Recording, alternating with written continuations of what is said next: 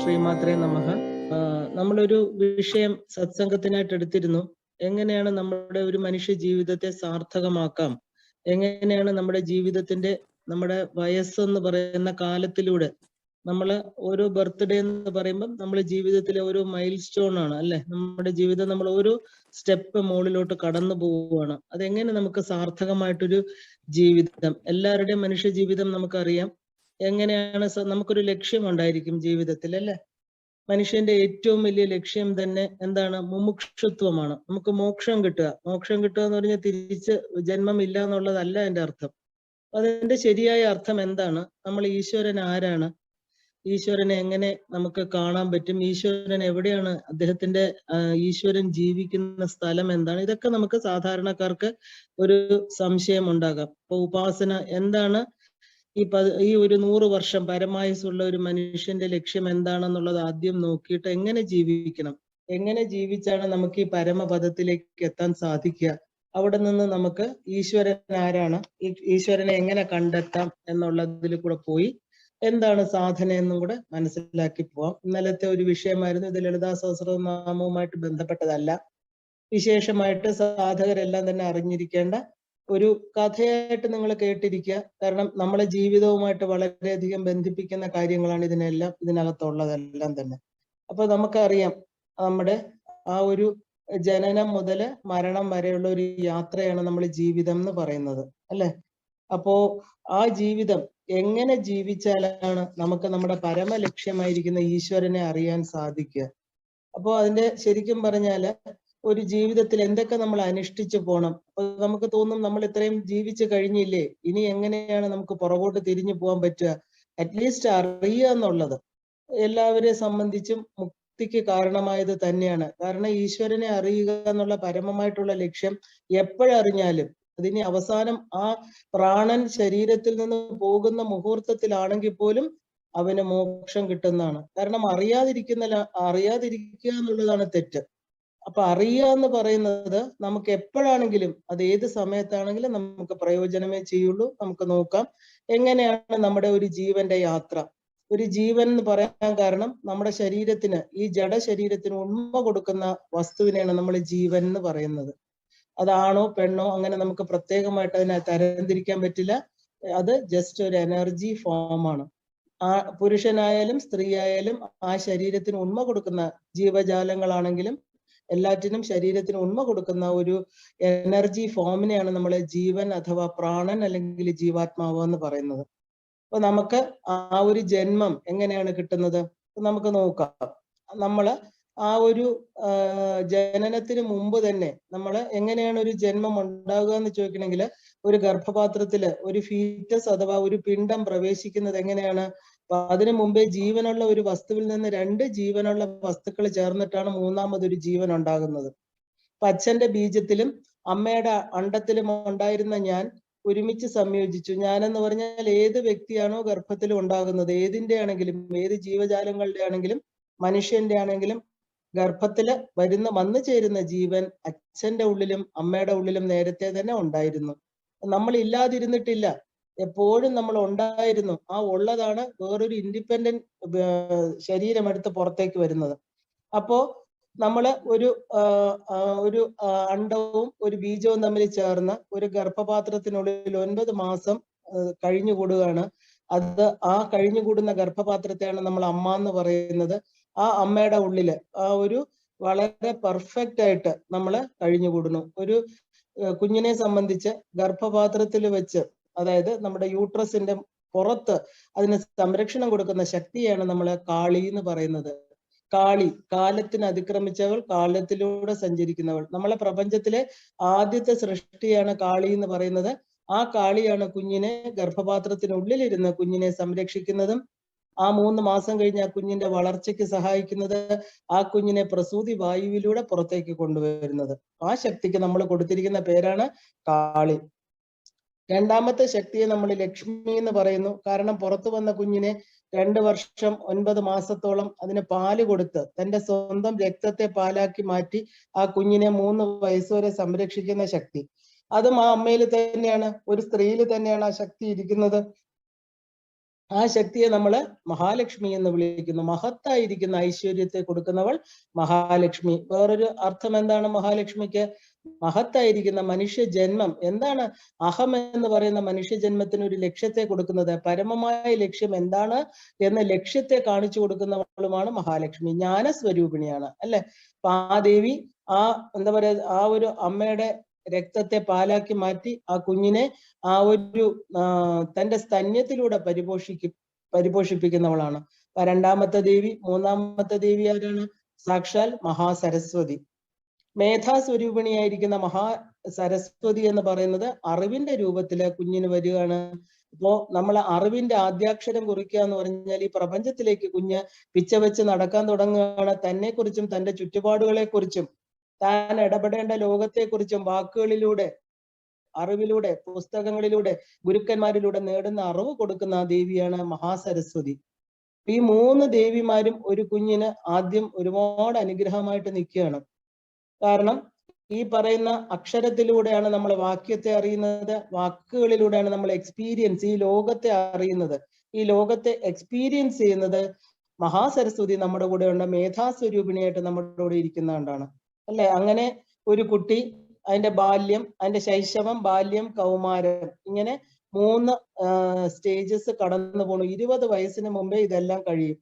കാരണം ബാല്യദശ എന്ന് പറയുന്നത് ഒരു 6 വയസ്സിന്റെ താഴെ, ആ ഒരു കൗമാരം എന്ന് പറയുന്ന 13 വയസ്സ് വരെ, 13 വയസ്സിന് ശേഷം യൗവന കാലമാണ്.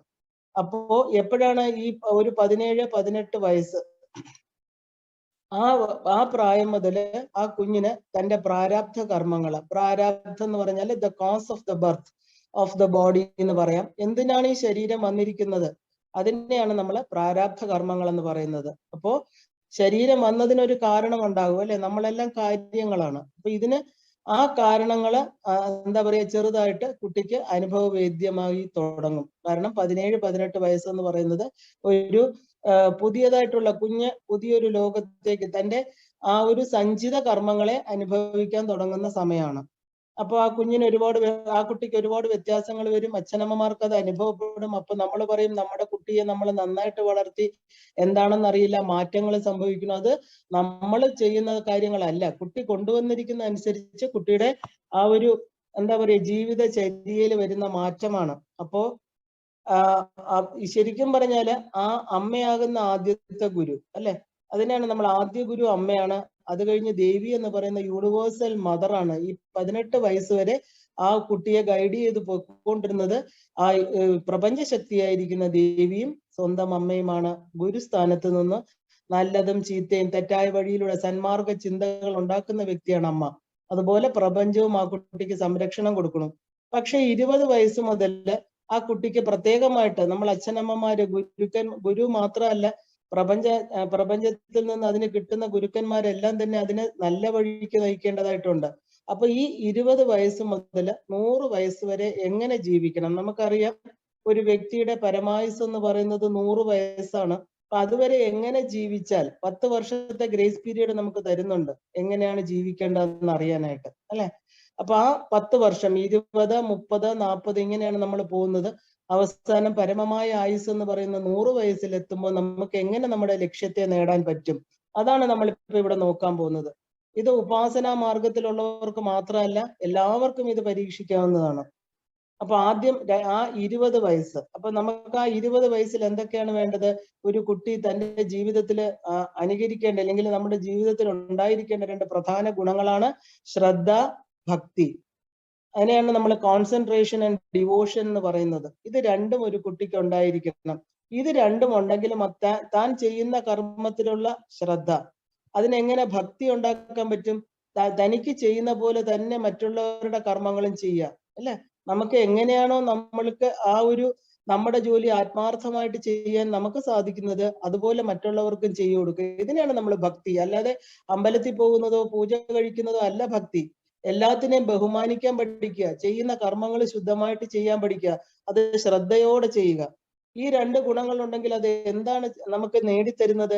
ഈ പ്രധാനപ്പെട്ട 2 ഗുണങ്ങളാണ് വൈരാഗ്യം എന്ന് പറയുന്ന ആ 3ാമത്തെ തലത്തിലേക്ക് നമ്മളെ കൊണ്ടുപോകുന്നത്. ഇത് വൈരാഗ്യം എന്ന് പറഞ്ഞാല് ഈ നമ്മുടെ എന്താ പറയാ, നമ്മുടെ ജീവിതത്തിലുള്ള ആഗ്രഹങ്ങളെല്ലാം വിട്ടുകളഞ്ഞ് വിരാഗിയായിട്ട് കുന്നിൻ ചെരുവിലോ ഗുഹകളിലോ പോയി താമസിക്കണം എന്നല്ല.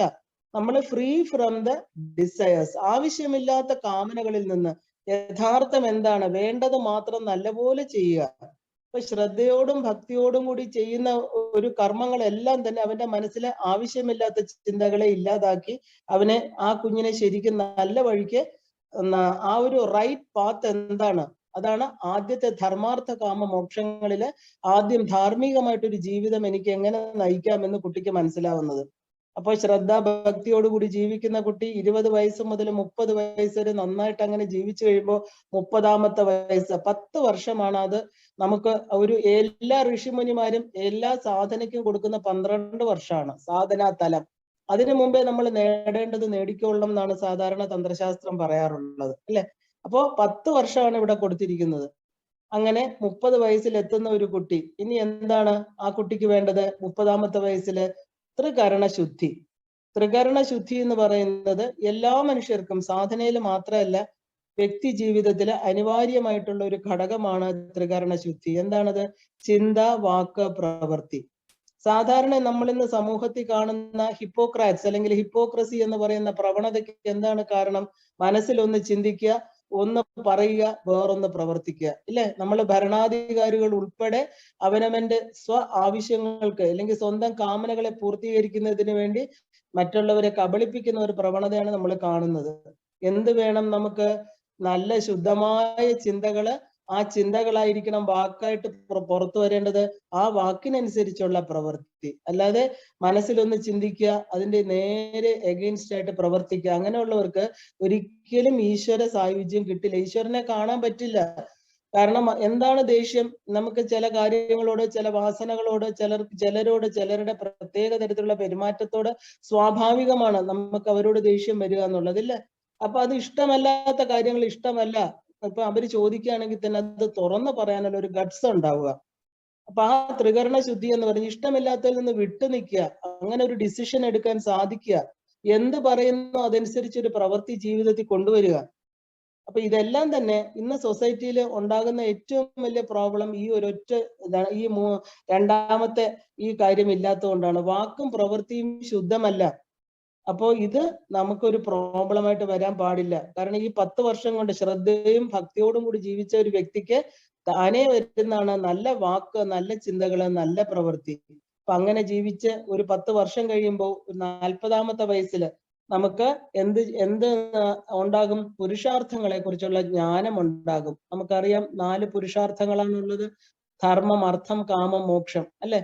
അപ്പോ ധർമ്മം എന്ന് പറഞ്ഞാൽ ധാർമ്മികമായിട്ട് ധർമ്മത്തെ ബേസ് ചെയ്തിട്ട് ഒരു ജീവിതം നല്ലതായിട്ട് ജീവിച്ചുകൊണ്ട് അർത്ഥങ്ങൾ ഉണ്ടാക്കി, പണം ഉണ്ടാക്കി, അതിന് കാമങ്ങളെയെല്ലാം, ആഗ്രഹങ്ങളെയെല്ലാം നല്ല രീതിയിൽ, അതായത് ഒരു നല്ല ഫാമിലി മാൻ, ഗൃഹസ്ഥാശ്രമിയാണെങ്കിൽ അങ്ങനെ, വാനപ്രസ്ഥന അല്ല ഒരു സന്യാസിയാണെങ്കിൽ അങ്ങനെ, ഏത് ജീവിതമാണോ നമ്മൾ തിരഞ്ഞെടുക്കുന്നത് അവിടെ നന്നായിട്ട് ജീവിക്കുക, നല്ലൊരു സാമൂഹിക വ്യക്തിയാകുക, നല്ലൊരു മനുഷ്യനാകുക, തന്റെ മനസാക്ഷിയുടെ മുന്നിൽ വളരെ ക്ലീൻ ആയിട്ടുള്ള, ഈശ്വരന്റെ മുമ്പിൽ യാതൊരു കപടതയും ഇല്ലാതിരിക്കുക, അല്ലെ? A family man and good citizen എന്നാ പറയുന്നത്. നല്ലൊരു സമൂഹത്തിനും രാഷ്ട്രത്തിനും അഭിമാനിക്കുക. നമ്മൾ ചിലപ്പോൾ വളരെ ചെറുതായിരിക്കും നമ്മുടെ റോള്, പക്ഷെ നമ്മുടെ ലോകത്ത് നമ്മളാണുള്ളത്, ഈശ്വരനും. വേറെ ആരും അതിനകത്തില്ല.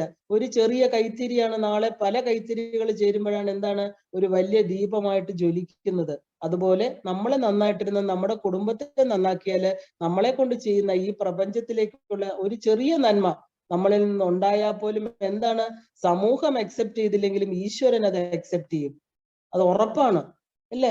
ഇനി വേറൊരർത്ഥം ഇതിന് നോക്കുകയാണെങ്കിൽ നമ്മൾ ബേസിക് നീഡ്സ്, അതായത് നമ്മുടെ ആ ജീവിതത്തില് ആ ഒരു മിനിമം ആവശ്യങ്ങളെല്ലാം സാധാരണഗതിയിൽ ഈശ്വരൻ നേടിത്തരും. അപ്പൊ 4ാമത് ഒരെണ്ണം കൂടെ ഉണ്ട് എന്ന് നമ്മൾ അറിയണം. എന്താ 4ാമത്തെ പുരുഷാർത്ഥം എന്ന് പറയുന്നത്? മോക്ഷം. സാധാരണ 3 പുരുഷാർത്ഥങ്ങൾ വരെ എല്ലാവരും ചിന്തിക്കാറുള്ളൂ: ധർമ്മവും, അർത്ഥവും, കാമവും, അല്ലെ? നമ്മുടെ സനാതന ധർമ്മം പറയുന്നു മോക്ഷമാണ് ഏറ്റവും അൾട്ടിമേറ്റ് ആയിരിക്കുന്ന പുരുഷാർത്ഥം. അപ്പൊ മോക്ഷത്തിന് ആഗ്രഹമുള്ള ആളിനെയാണ് നമ്മൾ മുമുക്ഷു എന്ന് പറയുന്നത്.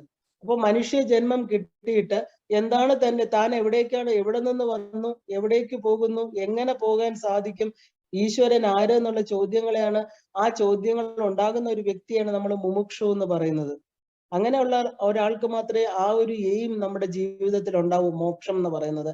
ഇല്ലെങ്കിൽ ഒരു പശുവിനെ പോലെ, പശു എന്ന് പറഞ്ഞാൽ വെറും ജന്മം കൊണ്ടതെന്ന് അർത്ഥം.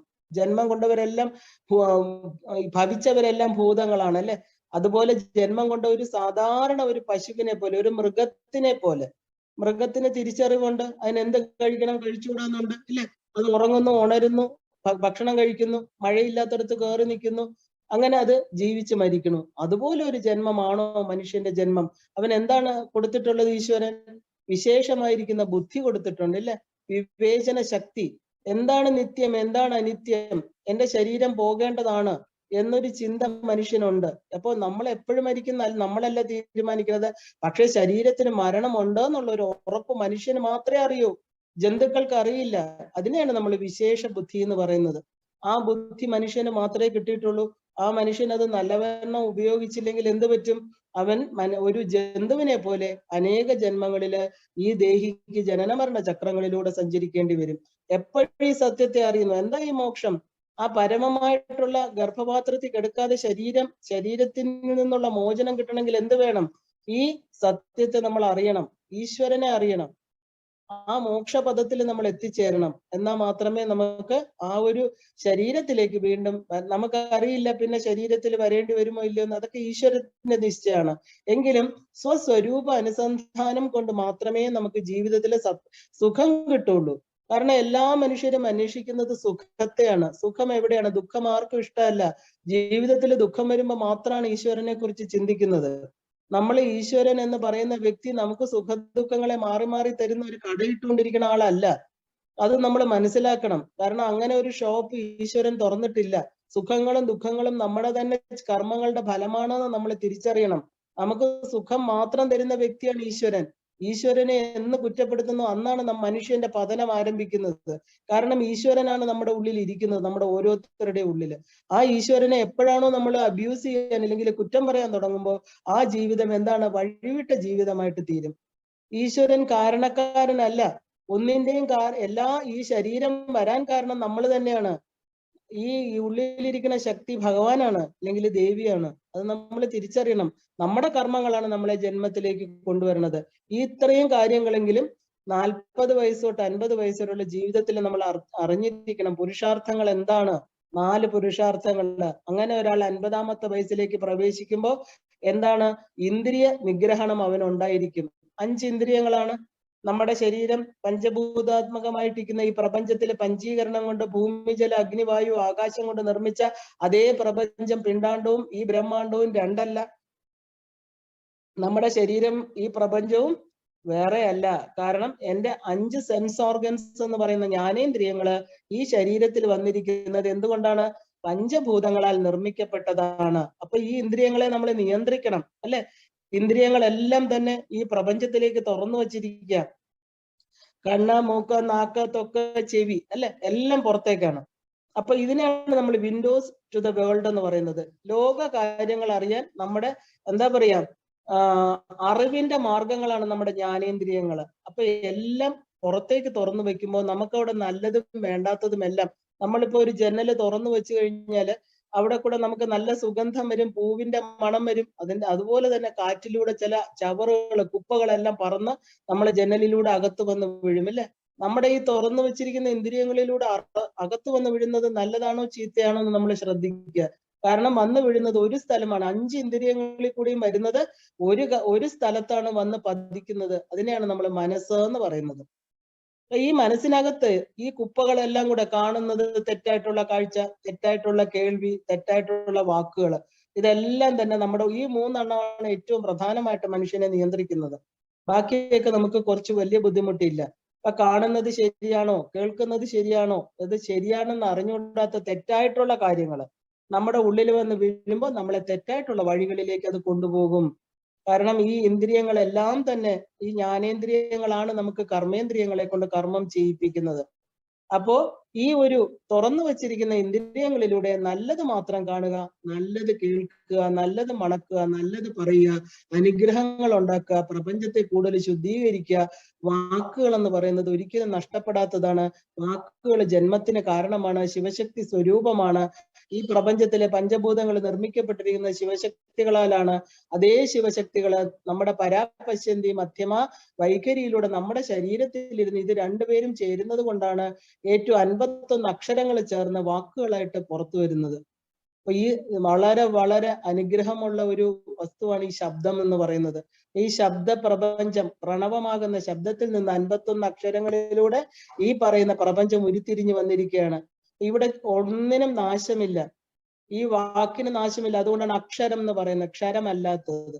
അത് ഇവിടെ ഇരുന്ന് നമ്മളെ ജന്മത്തിന് കാരണമാക്കിയ വസ്തുക്കളായിട്ട് മാറും. കാരണം നമ്മൾ ശരീരം വിട്ടു പോകുമ്പോൾ ഈ പറയുന്ന വാക്കുകളെല്ലാം ഇവിടെ നമ്മൾ തിരിച്ച് എന്താണ്, നമ്മുടെ പ്രാരാബ്ധ കർമ്മങ്ങളായിട്ട് ഈ പ്രപഞ്ചത്തിൽ ഉപേക്ഷിച്ചിട്ടാണ് നമ്മൾ പോവുക. ജീവൻ, ആ ജീവൻ തിരിച്ചു വരുമ്പോൾ ഇതെല്ലാം നമുക്ക് തന്നെ കിട്ടും. അപ്പൊ ഇതൊരു വളരെ എന്താ പറയാ, ഒരു ചാക്രിക വലയമാണ്. നമ്മളിത് ഒന്നും നമുക്ക് ചെയ്യുന്നതൊന്നും നമ്മളെ വിട്ടു പോവില്ല, എല്ലാം നമുക്ക് തിരിച്ചു വരിക തന്നെ ചെയ്യും. ഇത് മനസ്സിലാക്കിക്കൊണ്ട് എന്ത് വേണം, 50 വയസ്സിലെ ഇന്ദ്രിയ നിഗ്രഹണം എന്ന് പറയുന്ന ആ പഞ്ചഭൂതങ്ങളെ കൊണ്ടുണ്ടാക്കിയ ആ ഇന്ദ്രിയങ്ങൾ, ഈശ്വരൻ ഇന്ദ്രിയങ്ങളില്ല, മനുഷ്യനാണ് ഇന്ദ്രിയങ്ങൾ ഉള്ളത്.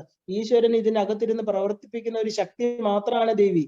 ആ ദേവിക്ക് ഇന്ദ്രിയങ്ങൾ എന്ന് പറയുന്നത് എന്റെ ജ്ഞാനേന്ദ്രിയങ്ങള്, എന്റെ കർമ്മേന്ദ്രിയങ്ങളാണ്. അപ്പൊ എന്റെ ദേവി എന്റെ ഉള്ളിലിരുന്ന് എങ്ങനെ പ്രവർത്തിക്കണം എന്ന് ഞാൻ തീരുമാനിക്കണം.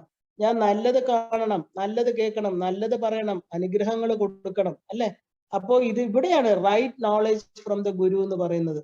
അപ്പൊ നമ്മുടെ ഈ ഒരു സാധനാ മാർഗത്തിൽ പ്രവേശിക്കുമ്പോൾ നമുക്ക് എന്താണ് ഞാൻ എന്നുള്ള ഒരു വ്യക്തിബോധം വന്നു ചേരും. അപ്പോ ഈ നമ്മളെ ഭ്രമിപ്പിക്കുന്ന ലോകം, ഈ നശ്വരമായിരിക്കുന്ന ലോകത്തെ, ഈ കാണപ്പെടുന്നത് ഒന്നും ശാശ്വതമല്ല എന്നുള്ള ഒരു സത്യം നമുക്ക് തിരിച്ചറിയാൻ പറ്റും. കാരണം ഇന്ന് സുഖം തരുന്ന ഒരു വസ്തുക്കളും നാളെ എനിക്ക് സുഖം തരുന്നില്ല. എന്തിനു വേണ്ടിയാണോ നമ്മള് ആത്യന്തികമായിട്ട് പ്രവർത്തിച്ചുകൊണ്ടിരിക്കുന്നത്, അത് നമ്മുടെ കയ്യിൽ വന്നു ചേരുമ്പോൾ അതിന് വിലയില്ലാത്ത വസ്തുവായി തീരുന്നു കുറച്ച് ദിവസങ്ങൾക്കകം. ഉദാഹരണത്തിന് ഒരു കാറ് മേടിച്ചു എന്ന് വയ്ക്കും, വളരെ ആഗ്രഹിച്ച് ലോൺ എടുത്ത് കഷ്ടപ്പെട്ട് അനേക വർഷത്തെ പരിശ്രമം കൊണ്ട് നമ്മളൊരു കാറ് മേടിക്കുകയാണ്. ആ പുതിയ കാറ് വരുമ്പോൾ ഒരു സന്തോഷം കിട്ടി, കുറച്ച് ദിവസം അതിനകത്ത് സഞ്ചരിച്ചു കഴിയുമ്പോൾ എന്തായി, അത് പഴയതായി. അപ്പൊ എല്ലാ വസ്തുക്കളും ഇതുപോലെയാണ്. ഈവൻ എല്ലാം നമ്മളെ ഈ പറയുന്ന ബന്ധങ്ങളെ കുറിച്ച് പറയണമെങ്കിലും അങ്ങനെ തന്നെ. എല്ലാം നമുക്ക് ആദ്യം കാണുന്ന പുതുമയേ ഉള്ളൂ. അപ്പൊ നമുക്ക് ആത്യന്തികമായിട്ടുള്ള സുഖം എന്താണ്? ഈ ഇന്ദ്രിയങ്ങളെ അകത്തോട്ട് തിരിച്ചെങ്കിൽ മാത്രമേ അകത്തിരിക്കുന്ന സുഖത്തിന്റെ ഉറവിടത്തെ നമുക്ക് കാണാൻ പറ്റുള്ളൂ. അതുകൊണ്ടാണ് ഇന്ദ്രിയ നിഗ്രഹണം ഇത്രയും പ്രധാനം എന്ന് പറയുന്നത്. ഇന്ദ്രിയങ്ങളെ നിഗ്രഹിക്കുക എന്ന് പറഞ്ഞാൽ ഒതുക്കുക, അതിനെ ഒന്ന് അടക്കുക, ഇല്ലേ? പുറത്തോട്ട് സഞ്ചരിക്കുന്ന കുതിരകളെ പോലെ പഞ്ചേന്ദ്രിയങ്ങളാകുന്ന കുതിരയിലാണ് സാക്ഷാൽ ഭഗവാൻ അർജുനനും ശ്രീകൃഷ്ണനും സഞ്ചരിക്കുന്നത്. ശ്രീകൃഷ്ണനാണ് കുതിരകളെ നിയന്ത്രിക്കുന്നത്. അർജുനൻ സാരഥി. അർജുനൻ എന്താ, ശരിക്കും രഥത്തിലിരിക്കുന്ന പോരാളിയാണ്. അതിൽ സാരഥിയായിട്ട് ആ കുതിരകളെ നിയന്ത്രിച്ചുകൊണ്ട് എപ്പോഴാണോ ശ്രീകൃഷ്ണൻ നമ്മുടെ ഉള്ളില്, നമ്മൾ ഈശ്വരനെ ഇരുത്തുന്നത്, അപ്പോൾ നമ്മുടെ ജീവിതം എന്താവും? ഈ ഇന്ദ്രിയങ്ങളാകുന്ന കുതിരകൾ നമ്മളെ നല്ല വഴിക്ക് മാത്രമേ കൊണ്ടുപോവുള്ളൂ. അപ്പൊ അങ്ങനെ നന്നായിട്ടൊരു ജീവിതം ഈ പ്രപഞ്ചത്തിൽ ജീവിച്ചുകൊണ്ട് വീണ്ടും 60 വയസ്സിലേക്ക് പ്രവേശിക്കുകയാണ്. അപ്പോ 60 വയസ്സിൽ ഇങ്ങനെ ജീവിച്ച ഒരു വ്യക്തിക്ക് അവന്റെ ഷഡ്ഊർമികള്, നമുക്ക് 6 പേരാണ് നമ്മുടെ ശത്രുക്കള് ഈ പ്രപഞ്ചത്തില്: കാമം, ക്രോധം, ലോഭം, മോഹം, മതം, മാത്സര്യം.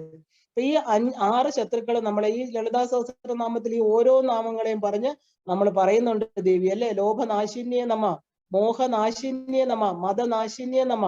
അപ്പൊ ഓരോന്നും നശിക്കട്ടെ, ഇത് ഇല്ലാതാക്കട്ടെ. അങ്ങനെ 6 ശത്രുക്കളെയാണ് നമുക്ക് ഇല്ലാതാക്കേണ്ടത്. കാരണം ഇതാണ് നമ്മുടെ വിഷം. ഈ പ്രപഞ്ചത്തില് നമ്മൾ ഭഗവാൻ വിഷം കുടിച്ചു എന്ന് പറയില്ലേ?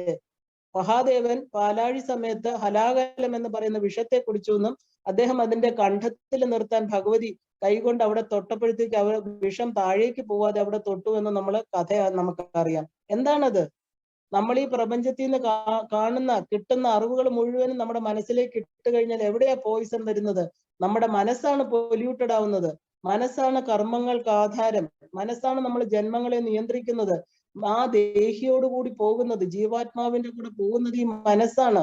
മനഃശുദ്ധിയാണ് നമുക്ക് വേണ്ടത്, ചിത്തശുദ്ധി. മനസ്സിന്റെ 4 അറകളില് ഏറ്റവും പ്രധാനപ്പെട്ടതാണ് ചിത്തം. മനസ്സ്, ബുദ്ധി, ചിത്തം, അഹങ്കാരത്തിൽ ചിത്തമാണ് ജന്മത്തിന് കാരണമാകുന്നത്. ചിത്തശുദ്ധി ഇല്ലാത്തടത്ത് ഈശ്വരൻ ഇരിക്കില്ല, ഈശ്വരനെ അറിയാൻ സാധിക്കില്ല. ചിദ്രൂപിണിയായിട്ടുള്ള ദേവി അറിവാകുന്ന ഈശ്വരനാണ്. എല്ലാവരുടെയും ആ സത്താകുന്ന ആ ഉണ്മയിൽ നിന്ന് വന്ന് നമ്മൾ ഓരോരുത്തരും നമ്മുടെ ഉള്ളിലെ ഈശ്വരന്റെ പ്രഭാവത്തെയാണ് നമ്മള് ചിത്ത് എന്ന് പറയുന്നത്. അപ്പൊ ചിദ്രൂപിണിയാണ് ഈ ദേവി. നമ്മുടെ ചിത്തിൽ ഇരിക്കണമെങ്കിൽ എന്ത് വേണം? നമ്മള് ഈ 6 ഊർമികളെ, അതായത് 6 ശത്രുക്കളെ ഇല്ലാതാക്കണം. എന്നിട്ട് എന്ത് വേണം? നമ്മുടെ ഈ 6 പേരും നമ്മുടെ ഉള്ളിലെ വെളിയിലാണ് അവരെല്ലാം. നമ്മുടെ മനസ്സാണ് അവരെ അകത്തേക്ക് പ്രവേശിപ്പിക്കുന്നത്, അല്ലെ? ഈ ഓർമ്മകളൊന്നും നമ്മളെ ആക്രമിക്കാൻ ഇങ്ങോട്ട് വരുന്നവരല്ല. നമ്മളെ മനസ്സിനെ തുറന്നു വിടുന്നത് കൊണ്ട് നമ്മൾ ആക്രമണം നേരിടുക ചെയ്യുന്നത്. അപ്പൊ നമ്മൾ പോയിസൺഡ് ആണ്. പോയിസൺ ഇങ്ങോട്ട് കൊണ്ടുവന്ന് നമ്മളെ കുടിക്കൂ എന്ന് പറയുകയല്ല, നമ്മൾ അങ്ങോട്ട് ചെന്ന് അതിനെ നേടിയെടുക്കുക ചെയ്യുന്നത്. അപ്പൊ അതുകൊണ്ട് ഓരോ മനസ്സിലും നമ്മളെ ഈ കാമക്രോധാദികളെല്ലാം തന്നെ കാണുന്നതിനോട് ഇഷ്ടം തോന്നുക, അറ്റാച്ച്മെന്റ് വരിക, പിന്നെ ദേഷ്യം ഉണ്ടാകുക. അപ്പൊ ഈ പറയുന്ന മതമാത്സര്യങ്ങൾ, കമ്പാരിസൺ വരിക, ഞാൻ മുകളില് നീ താഴെ എന്നുള്ള തോന്നലുകൾ വരിക, അത് നേടിയെടുക്കാനായിട്ട് ഒരു വൈരാഗ്യത്തോടു കൂടി പ്രവർത്തിക്കുക, ഇതെല്ലാം തന്നെ നമ്മുടെ ജീവിതത്തിലെ നമുക്ക് താഴ്ച, ഈശ്വരനെ അറിയുന്നതിൽ നിന്ന് നമ്മളെ ഒരുപാട് അകറ്റും. അപ്പൊ ഈ പോയിസൺ, ഈ 6 ഊർമികളെ ചേർന്ന ഒരു പോയിസൺ ആണ് ഒരു ഗ്ലാസ്സിൽ വെച്ചിരിക്കുന്നത് ഈ പ്രപഞ്ചത്തിൽ. അത് കുടിക്കാതിരിക്കണമെങ്കിൽ എന്ത് വേണം? ഈ പഞ്ചേന്ദ്രിയ നിയന്ത്രണം കൂടിയേ കഴിയൂ. കാണണ്ടാത്തത് കാണണ്ട, കേൾക്കണ്ടാത്ത സ്ഥലത്ത് പോകണ്ട, അങ്ങനെ തീരുമാനിക്കാൻ നമുക്ക് പറ്റുമല്ലോ. അവിടെ നമുക്ക് ഫ്രീ വില്ലുണ്ട്. നമ്മുടെ ജീവിതം എങ്ങനെ ജീവിച്ച് തീർക്കണം എന്നുള്ളതിൽ മാത്രമേ നമുക്ക് വ്യക്തിഗത തീരുമാനങ്ങൾ എടുക്കാൻ പറ്റൂ. കാരണം ഈ പ്രപഞ്ചത്തിൽ വന്നത് നമ്മൾ ആവശ്യപ്പെട്ടിട്ടല്ല, തിരിച്ചു പോകുന്ന സമയം നമ്മളല്ല നിശ്ചയിച്ചിരിക്കുന്നത്. പക്ഷെ ഇവിടെ വന്നു, ഈ ശരീരം കിട്ടി, ഇനി എങ്ങനെ ജീവിക്കണം എന്നുള്ള തീരുമാനം നമുക്ക് എടുക്കാം. അത് നമുക്ക് മാത്രമേ എടുക്കാൻ പറ്റൂ. അതിനെ നമ്മൾ ഡെസ്റ്റിനി എന്ന് പറയാൻ പറ്റില്ല. വന്നു ചേരുന്ന അനുഭവങ്ങളെല്ലാം ഡെസ്റ്റിനിയാണ്. ഈ ഡെസ്റ്റിനി കാലത്തിലൂടെ എങ്ങനെ വന്നു ചേർന്നു? നമ്മുടെ കർമ്മങ്ങളാകുന്ന ആ കർമ്മത്തിന്റെ ഫലങ്ങളാണ് ഈ ഡെസ്റ്റിനി എന്ന് പറയുന്നത്. അതിനെ മാറ്റാൻ ഈശ്വരന് പോലും സാധ്യമല്ല. കാരണം അവനവൻ ഉണ്ടാക്കിയത് അവനവൻ തന്നെ ഇല്ലാതാക്കണം. അതാണ് പ്രപഞ്ച നിയമം.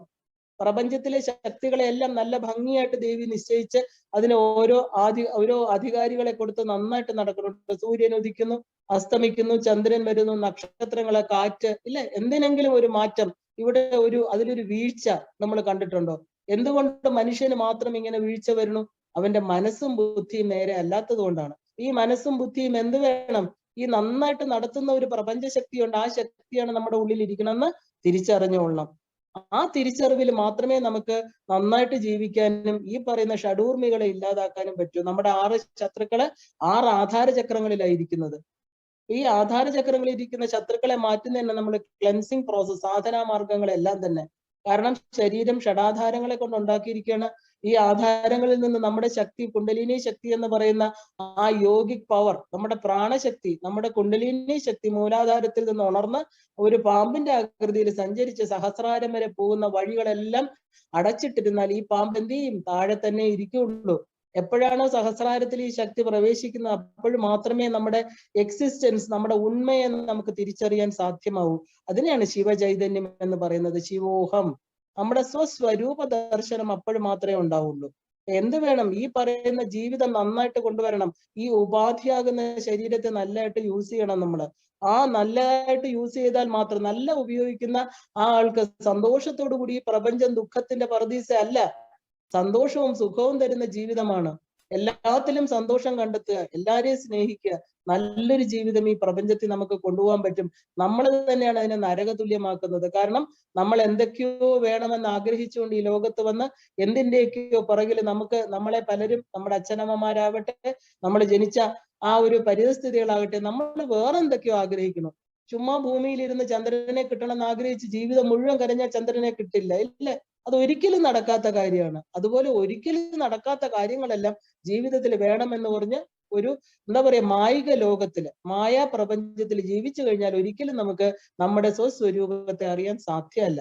ഉള്ളത് കൊണ്ട് സന്തോഷപ്പെട്ട് എന്താണോ നമുക്ക് വേണ്ടതെല്ലാം നമുക്ക് കരുണാമയിയായിട്ടിരിക്കുന്ന നമ്മുടെ അമ്മ തന്നു എന്ന് മനസ്സിലാക്കിക്കൊണ്ട് നല്ലതായിട്ട് ജീവിക്കുക. കാരണം നമുക്ക് വേണ്ടത് ഒരിക്കലും ഈ പ്രപഞ്ചത്തിൽ എല്ലാവർക്കും വേണ്ടതെല്ലാം ഈശ്വരന് കൊടുക്കാൻ നന്നായിട്ട് അറിയാം, ഇല്ലേ? ജലജീവികൾക്ക് ജലം കൊടുക്കുന്നു, ജീവിക്കാൻ. പറവകൾക്ക് ആകാശം കൊടുക്കുന്നു, വായു കൊടുത്തിട്ടുണ്ട് പറന്ന് നടക്കാനായിട്ട്. അതുപോലെ ഒരു മനുഷ്യന് ജനിക്കുമ്പം അവന്റെ ഇന്ദ്രിയങ്ങൾ കൊടുത്തിട്ടുണ്ട്, അവന് ഭക്ഷണം കൊടുത്തിട്ടുണ്ട്, വായു കൊടുത്തു. ഇതെല്ലാം ഫ്രീ ആയിട്ടാണ് ഈശ്വരൻ നമുക്ക് തന്നിരിക്കുന്നത്, അല്ലെ? നമ്മളൊന്നിനും നമ്മുടെ കയ്യിൽ നിന്ന് പൈസ ഒന്നും ഈശ്വരൻ മേടിക്കുന്നില്ല. മനുഷ്യരാണ് അതിന് നികുതി വാങ്ങിക്കുന്നത് നമ്മളിൽ നിന്ന്, അല്ലെ? വെള്ളത്തിനും ഒക്കെ. ഒരു ആശുപത്രി കിടക്കുന്ന ഓക്സിജൻ വരെ നമ്മൾ പൈസ കൊടുക്കേണ്ടി വരും, ഓക്സിജൻ സിലിണ്ടർ. ഈശ്വരൻ നമുക്ക് തന്നിരിക്കുന്നത് എന്താ? എല്ലാം ഫ്രീ ആയിട്ടാണ് തന്നിരിക്കുന്നത്. അത് നമ്മൾ മനസ്സിലാക്കണം. ഈശ്വരൻ ഒന്നിനും നമുക്ക് ലിമിറ്റേഷൻ വെച്ചിട്ടില്ല. ഫ്രീ ആയിട്ട് സന്തോഷമായിട്ട് സുഖമായിട്ട് ജീവിക്കാനുള്ളത് എല്ലാ പരിതസ്ഥിതിയും, ആഹാരം, വസ്ത്രം, പാർപ്പിടം എല്ലാം തന്ന് നമുക്ക് ഈ ഭൂമിയിൽ നമ്മളെ സംരക്ഷിക്കുന്നത് ഈ ഭൂമി മാതാവാണ്. അപ്പൊ നമ്മളത് തിരിച്ചറിയുന്നില്ല. കാരണം നമ്മൾ വേറെന്തൊക്കെയോ കണ്ടിട്ട് നമ്മുടെ ഇന്ദ്രിയങ്ങളെല്ലാം പുറത്തേക്ക് തുറന്നു വെച്ച് വേറെന്തൊക്കെയോ നമ്മൾ ആകണം എന്നുള്ള ചിന്തയോടുകൂടി എന്താണ് എന്തൊക്കെ നേടിയാലും ഈ ജീവിതത്തിൽ എന്തൊക്കെ നേടി, ഇനി എന്തൊക്കെ എന്താ വലിയ പടികളും ഡിഗ്രികളും ഒക്കെ കയറി ഒരുപാട് സ്വത്തിന് ഉടമ അല്ലെങ്കിൽ ഒരു ഭരണാധികാരിയായി എന്ന് വെക്കൂ, എന്നാലും ഒരു ദിവസം എന്താണ് അന്ത്യം ഉറങ്ങുന്നത്? നമ്മുടെ അന്ത്യമായിട്ടുള്ള യാത്ര എവിടത്തേക്കാണ്? ശ്മശാനം എന്ന് പറയുന്ന ഒരു സ്ഥലമുണ്ട്, എല്ലാവർക്കും ചെന്ന് ചേരേണ്ട സ്ഥലം. എല്ലാവരും അവിടെ പണ്ഡിതനും പാമരനും ബ്രാഹ്മണനും ശൂദ്രനും പറയനും എല്ലാം ഒരുപോലെ ഉറങ്ങുന്ന സ്ഥലം. ഒരു പിടി ചാരമാകുന്ന ഈ പഞ്ചഭൂതം ഉണ്ടാക്കിയ ഈ ദേഹം കത്തി അമരുന്ന ഒരു സ്ഥലമുണ്ട്. അവിടെ യാതൊരു ഉച്ചനീചത്വങ്ങളും ഇല്ലാന്ന് തിരിച്ചറിഞ്ഞുകൊള്ളണം. അപ്പൊ എന്തിനു വേണ്ടിയിട്ടാണ് നമുക്ക് കിട്ടാത്തതിന് വേണ്ടി നമ്മൾ പുറകെ പോയി ജീവിതം മുഴുവൻ ഇല്ലാതാക്കുന്നത്? നമ്മൾ ചിന്തിക്കണം. എന്തുകൊണ്ടാണ് നമുക്ക് ഈ ഷഡൂർമീസ് വന്നു ചേരുന്നത്? ഈ കാമക്രോധ ലോഭ മോഹ മത മത്സര്യങ്ങളാകുന്ന 6 ദുർഭൂതങ്ങള്, ആസുരിക ശക്തികളാണ് നമ്മുടെ ജീവിതത്തെ ഇല്ലാതാക്കുന്നത്. നമുക്ക് പോയിസൺ, നമുക്ക് വിഷലിപ്തമാക്കുന്നത്, അല്ലെ? അതിനെ ഇല്ലാതാക്കിയെങ്കിൽ മാത്രമേ നമുക്ക് ഈശ്വരനെ അറിയാൻ പറ്റൂ. ഈശ്വരൻ വളരെ ആ ദേവി പരാശക്തി കരുണാമയിയാണ്. അമ്മ നമുക്ക് എല്ലാം തന്നിട്ടുണ്ട്. ആ തന്നതിനെ സന്തോഷത്തോടെ സ്വീകരിച്ച് ദുഃഖങ്ങൾ വരുമ്പോൾ ആ ദുഃഖങ്ങളെല്ലാം തന്നെ എൻ്റെ ജീവിതത്തിൽ അടുത്ത പടിയായിട്ട് കണ്ട് ജീവിതത്തിന്റെ മുന്നോട്ട് കൊണ്ടുപോകാൻ, ജീവിതത്തെ സാർത്ഥകമാക്കാൻ നമുക്ക് കഴിയണം. അങ്ങനെ 60 തൊട്ട് 70 വയസ്സ് വരെ അങ്ങനെ ജീവിച്ചു കഴിഞ്ഞ ഒരു വ്യക്തിത്വം 70 വയസ്സിൽ എന്താണ്? സപ്തർഷികളായിട്ട് തീരുന്നതാണ്. സപ്ത ഋഷികള്. പ്രപഞ്ച അവസാനം വരെ നിലനിൽക്കുന്ന, പ്രപഞ്ചം ഉണ്ടായാലും ഇല്ലെങ്കിലും പ്രപഞ്ചത്തിന്റെ മഹാപ്രളയം കഴിഞ്ഞും നിലനിൽക്കുന്ന 7 ഋഷിമാരെയാണ് നമ്മൾ സപ്ത ഋഷികൾ എന്ന് പറയുന്നത്. കാരണം അവർക്ക് എവിടെ വേണമെങ്കിലും സഞ്ചരിക്കാം, അവർക്ക് ആകാശത്തിലൂടെ ഭൂമിയിലൂടെ എല്ലാം സഞ്ചരിക്കാം, അവർക്ക് ഇഷ്ടമുള്ളത് ചെയ്യാം, ഇഷ്ടമുള്ളിടത്ത് പോവാം, അല്ലെ? അവരെ ഇന്ന് പ്രപഞ്ചത്തിലുള്ള എല്ലാ വസ്തുക്കളും എന്താ പറയാ, ആ ഒരു പ്രാർത്ഥനാനിരതമായിട്ട് സപ്തഋഷികളെയാണ് നമ്മൾ ആ ഒരു രാവിലെ എല്ലാവരും സ്മരിക്കുന്നത് തന്റെ ഗുരുവായിട്ട്, ഗുരുക്കന്മാരായിട്ട്. കാരണം എല്ലാ മന്ത്രങ്ങളെയും അവർക്കാണ് മന്ത്രദൃഷ്ടാക്കൾ എന്ന് പറയുന്നത്. മന്ത്രദേവതകള് ദൃഷ്ടാക്കളായിരിക്കുന്നവരാണ് ഋഷിമുനിമാര്. കാരണം അവരുടെ അനേക വർഷത്തെ തപസ്സിലൂടെ അവർ മന്ത്രദേവതകളെ കണ്ട് അതിനുള്ള മന്ത്രങ്ങൾ ഉണ്ടാക്കുകയാണ്. കാരണം എന്തിനാണ്? അവർക്ക് പ്രപഞ്ചത്തിൽ യാതൊന്നും വേണ്ട, അവർ ജീവിക്കുന്നത് മറ്റുള്ളവർക്ക് വേണ്ടിയിട്ടാണ്. അവരാരാധ്യരാണ്.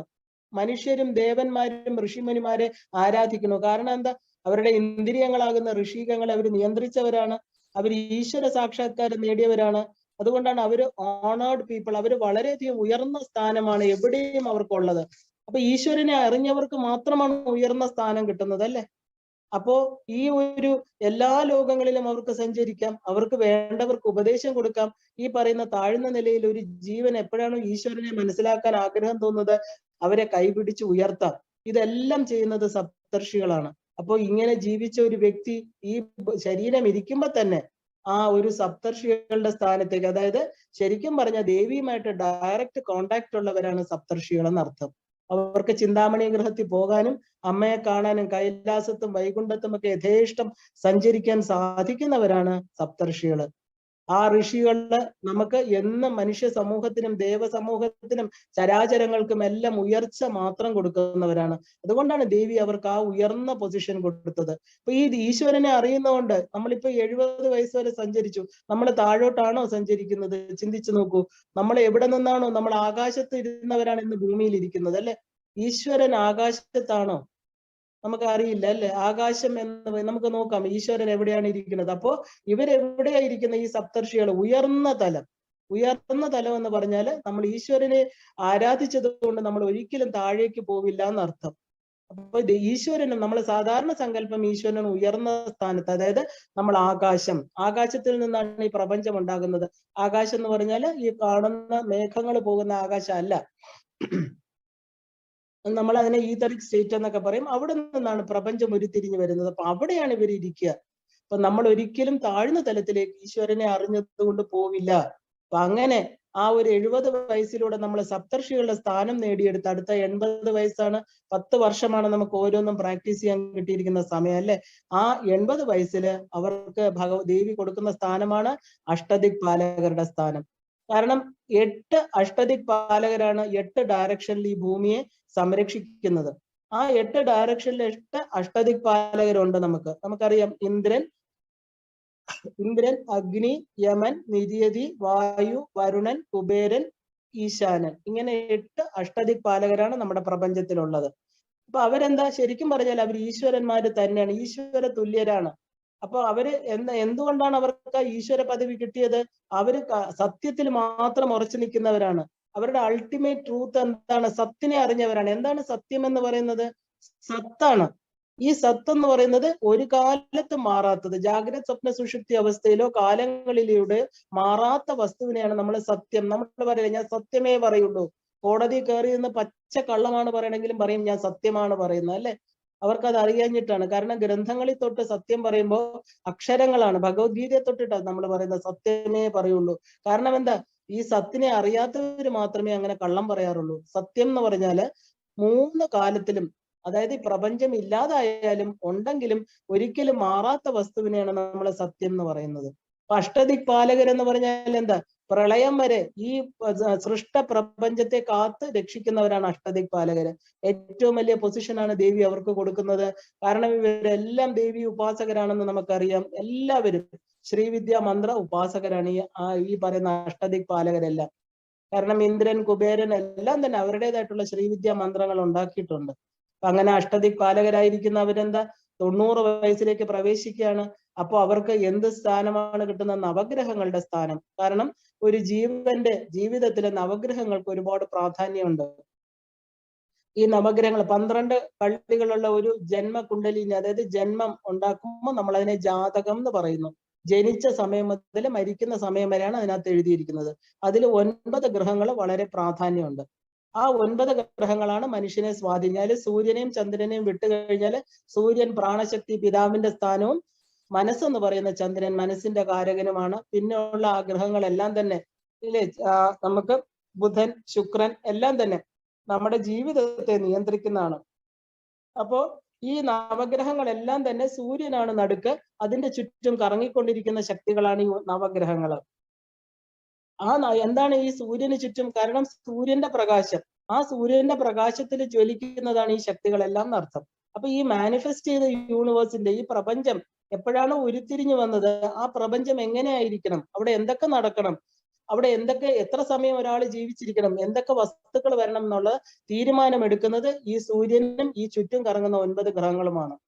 അപ്പൊ ഈ ഗ്രഹങ്ങൾക്ക് വളരെയധികം പ്രാധാന്യമുണ്ട്. നമ്മൾ ഭൂമിയിൽ നിന്ന് വളരെ അകലെയാണ് ഈ ഗ്രഹങ്ങളെല്ലാം ഇരിക്കുന്നത്. അതിന്റെ ഒരു റേസ്, വളരെ കുറച്ച് രശ്മികളാണ് ഈ ഭൂമിയിലോട്ട് വരുന്നത്. എന്നാൽ പോലും ഈ ഭൂമിയിൽ ഇരിക്കുന്ന എല്ലാ വസ്തുക്കളിലും അവരുടേതായിട്ടുള്ള ഒരു പ്രഭാവം അവർക്കുണ്ട്. അതുകൊണ്ടാണ് നമ്മൾ ജന്മം എടുക്കുന്ന ഓരോരുത്തരുടെയും ഇതില് സൂര്യൻ എവിടെയാണ്, ചന്ദ്രൻ എവിടെയാണ്, ബുധൻ എവിടെയാണ്. ബുധൻ 12-ലാണ്, അല്ലെങ്കിൽ ബുധൻ ലഗ്നത്തിലാണ്, പഠിക്കാൻ മിടുക്കരായിരിക്കും. വ്യാഴൻ എന്ന് പറഞ്ഞാൽ ഗുരുവിന്റെ അനുഗ്രഹം പറയാറുണ്ട് അല്ലെ, ലഗ്നത്തിൽ അല്ലെങ്കിൽ 9, 11 കള്ളികളിലൊക്കെ നിന്ന് കഴിഞ്ഞാൽ പറയും. നമ്മൾ ശുക്രനെ നോക്കും, എങ്ങനെയാണ് ഒരു ജീവിതം എങ്ങനെ കൊണ്ടുപോകാൻ പറ്റും. ഇങ്ങനെ ഓരോ ഗ്രഹങ്ങളും ഇവിടെ ജനിക്കുന്ന മനുഷ്യന്റെ ആ ഒരു ഭാവിയെ വളരെയധികം നിയന്ത്രിക്കുന്നുണ്ട്. അപ്പൊ ആ സ്ഥാനമാണ് 90 വയസ്സിലെ നവഗ്രഹങ്ങളുടെ സ്ഥാനം ആണ് ഈ ദേവി ഇവർക്ക് കൊടുക്കുന്നത്. അങ്ങനെ 90 വയസ്സ് 100 വയസ്സ് വരെ സന്തോഷമായിട്ട് ഈ നല്ല ഒരു ജീവിതം, നല്ലൊരു ചര്യയിലൂടെ വന്ന ഒരു ജീവൻ 100ാമത്തെ വയസ്സെന്ന് പറയുന്ന പരമായുസിൽ എത്തിച്ചേരുകയാണ്. 100 എന്ന് പറയുമ്പോൾ പരമമായിട്ടുള്ള ആയുസ്സാണ്. ഒരു മനുഷ്യന്റെ ജന്മം എന്ന് എടുക്കുമ്പോൾ ഈ പ്രപഞ്ചത്തിൽ അല്ലെങ്കിൽ ഈ ഭൂമിയിൽ ഒരു പ്രത്യേക സമയം പറഞ്ഞിട്ടുണ്ട്, എത്ര വയസ്സ് വരെ ജീവിക്കാം. അപ്പൊ അതില് പരമായുസ് എന്ന് പറയുന്നത് സാധാരണ ശാസ്ത്രങ്ങൾ പറയുന്നതാണ് 100 വയസ്സ്. കാരണം ആ 100 വയസ്സിനകം ഈ ജീവാത്മാവ് പരമാത്മാവില്, അതായത് മോക്ഷപ്രാപ്തി നേടിയിരിക്കണം. കാരണം എന്താ? ആ ഒന്നിനെ അറിയണം. 100 എന്ന് പറയുമ്പോൾ 1ഉം 2 പൂജ്യങ്ങളുമാണ് വരുന്നത്. ആ ഒന്നിനെ അറിഞ്ഞാല്, ഏകമായിരിക്കുന്ന ആ സത്യത്തെ അറിഞ്ഞു കഴിഞ്ഞാൽ ഈ നാനാവിധമായിരിക്കുന്ന നാമരൂപങ്ങളെല്ലാം തന്നെ എന്താണ്? ഈ താൽക്കാലികമാണ്, വന്നു പോകുന്നതാണ് എന്നുള്ളത് മനസ്സിലാകും. ആ സത്യത്തെ അറിഞ്ഞവൻ സ്വസ്വരൂപം ഒന്നിൽ നിന്ന് വന്നു എന്ന് അറിഞ്ഞാൽ പിന്നെ നമ്മളെല്ലാരും എന്താ? ആ ഒന്നിന്റെ ഭാഗമാണ് അല്ലെ. അപ്പൊ ഈശ്വരന്റെ ഭാഗമാണ് എന്നുള്ളത് നമുക്ക് മനസ്സിലാക്കിക്കൊണ്ട് പൂർണ്ണമായിരിക്കുന്ന, അതായത് പിന്നെ ഇടുന്ന പൂജ്യങ്ങൾ 1 കഴിഞ്ഞാൽ 2 പൂജ്യം ഇടുമ്പോൾ 100, 1000, 10,000, ലക്ഷം, 10 ലക്ഷം, കോടി ഇങ്ങനെ പോണു അല്ലെ. എന്തിട്ടാലും പിന്നെ അവിടെ വാല്യുവബിൾ ആണ്, നമ്മുടെ സാർത്ഥകമാണ്. ഒന്നിനെ അറിഞ്ഞു കഴിഞ്ഞാൽ പിന്നെ എല്ലാം എന്താണ്? അറിവിന്റെ. അതാണ് പൂർണ്ണമത പൂർണ്ണമിതം. നമ്മൾ ഒരിക്കലും പൂർണ്ണത്തിൽ നിന്ന് പൂർണ്ണം എടുത്തു കഴിഞ്ഞാൽ അവിടെ അപൂർണമാവണില്ല. പൂർണ്ണാത് പൂർണ്ണമുദച്യതേ പൂർണ്ണസ്യ പൂർണ്ണമാദായ പൂർണ്ണം ഏവാവശിഷ്യതേ. ഈ നാമരൂപ പ്രപഞ്ചങ്ങളെല്ലാം പൂർണ്ണമായ സത്തിൽ നിന്നാണ് ഉണ്ടായിരിക്കുന്നത്. ആ സത്തിന് ഒരു മാറ്റവും വരുന്നില്ല. ഇനി അത് അനേക പ്രപഞ്ചങ്ങൾ ഉണ്ടായി, അനേക കോടി ബ്രഹ്മാണ്ടങ്ങൾ ഉണ്ടായാലും അത് പൂർണ്ണമായിട്ട് തന്നെ ഇരിക്കുന്നു, യാതൊരു മാറ്റവുമില്ല. അപ്പൊ സീറോ എന്ന് പറയുന്നത് എന്താണ്? ശരിക്കും പറഞ്ഞാൽ ജീവബ്രഹ്മ ഐക്യം ഒരു വട്ടമാണ് സീറോ. നമ്മൾ പറയും അത് ശൂന്യമാണ് എന്ന്. ആരാ ഈ ശൂന്യത്തിൽ ഇരിക്കുന്ന ആള്? പൂർണ്ണനായിരിക്കുന്ന ശിവനെയാണ് നമ്മൾ ശൂന്യം എന്ന് പറയുന്നത്. ശിവഭഗവാൻ, ഒന്നുമില്ലാത്തവൻ, കാണാൻ പറ്റാത്ത നാമരൂപങ്ങളില്ലാത്ത ഏകമായിരിക്കുന്ന സത്യം, അതിനെയാണ് നമ്മൾ പൂർണ്ണം എന്ന് പറയുന്നത്. ഇതായിരിക്കണം ഒരു ജീവന്റെ ലക്ഷ്യം. കാരണം ഇതിനെയാണ് നമ്മൾ ആ ഒരു മുമുക്ഷുവിന്റെ ജീവിത യാത്ര അല്ലെങ്കിൽ സ്പിരിച്വൽ ജേർണി എന്ന് പറയുന്നത്. ഓരോ ജീവന്റെയും ഫൈനൽ ആയിട്ടുള്ള ആഗ്രഹം എന്തായിരിക്കണം? ആ ഫൈനൽ ജേർണി എന്ന് പറയുന്നത്. ഇല്ലെങ്കിൽ തന്നെയും ശരീരം വിട്ടാൽ, ഇത് അറിയാത്ത ഒരു ജീവനാണെങ്കിൽ തന്നെയും എന്താണ്? പരമാത്മാവുമായിട്ട് ചേരുക എന്നുള്ളതാണ്. പരമാത്മാവുമായിട്ട് ചേരാൻ പറ്റാത്ത ആ ജീവനുകള്, ഇങ്ങനെ ഒരെണ്ണം ഉണ്ടെന്ന് അറിയാത്തവരെല്ലാം വീണ്ടും വീണ്ടും ജന്മങ്ങളിലേക്ക് വന്നുകൊണ്ടേയിരിക്കും. ഈ പരമാത്മാവിനെ അറിയുന്നതിനാണ് നമ്മൾ മോക്ഷം അല്ലെങ്കിൽ ലിബറേഷൻ എന്ന് പറയുന്നത്. ഇപ്പൊ ഉപനിഷത്തുകളെല്ലാം പറയുന്നു ഈ മാനിഫെസ്റ്റ് ചെയ്ത യൂണിവേഴ്സ് എന്ന് പറയുന്നത് ഒരു വലിയ ഫാമിലിയാണ്, ഒരു വസുദൈവ കുടുംബകമാണ്, എല്ലാം ഒന്നിന്റെ മക്കളാണ്. അവിടെ നാമരൂപങ്ങളോ തൊലിക്കുള്ള വ്യത്യാസമോ ജാതിയോ ഒന്നും അതിനകത്ത് വരുന്നില്ല. ആ ഒരു ബിഗ് ഫാമിലി ട്രീ, ഊർധ്വമൂലം അധശാഖം. അതിന്റെ ആൽവൃക്ഷത്തിന്റെ ഒരു വേരുകളെല്ലാം താഴോട്ടുള്ള ഒരു ആൽവൃക്ഷമാണ് അല്ലെ. അശ്വത്ഥം പ്രാഹുരവ്യയം. നമുക്കറിയില്ല, അവ്യയമായിട്ടിരിക്കുന്ന, ച്യുതിയില്ലാത്ത, അച്യുതനായിരിക്കുന്ന ഈശ്വരനാണ് ഇതിനെല്ലാം പ്രവർത്തിപ്പിച്ചുകൊണ്ടേയിരിക്കുന്നത്.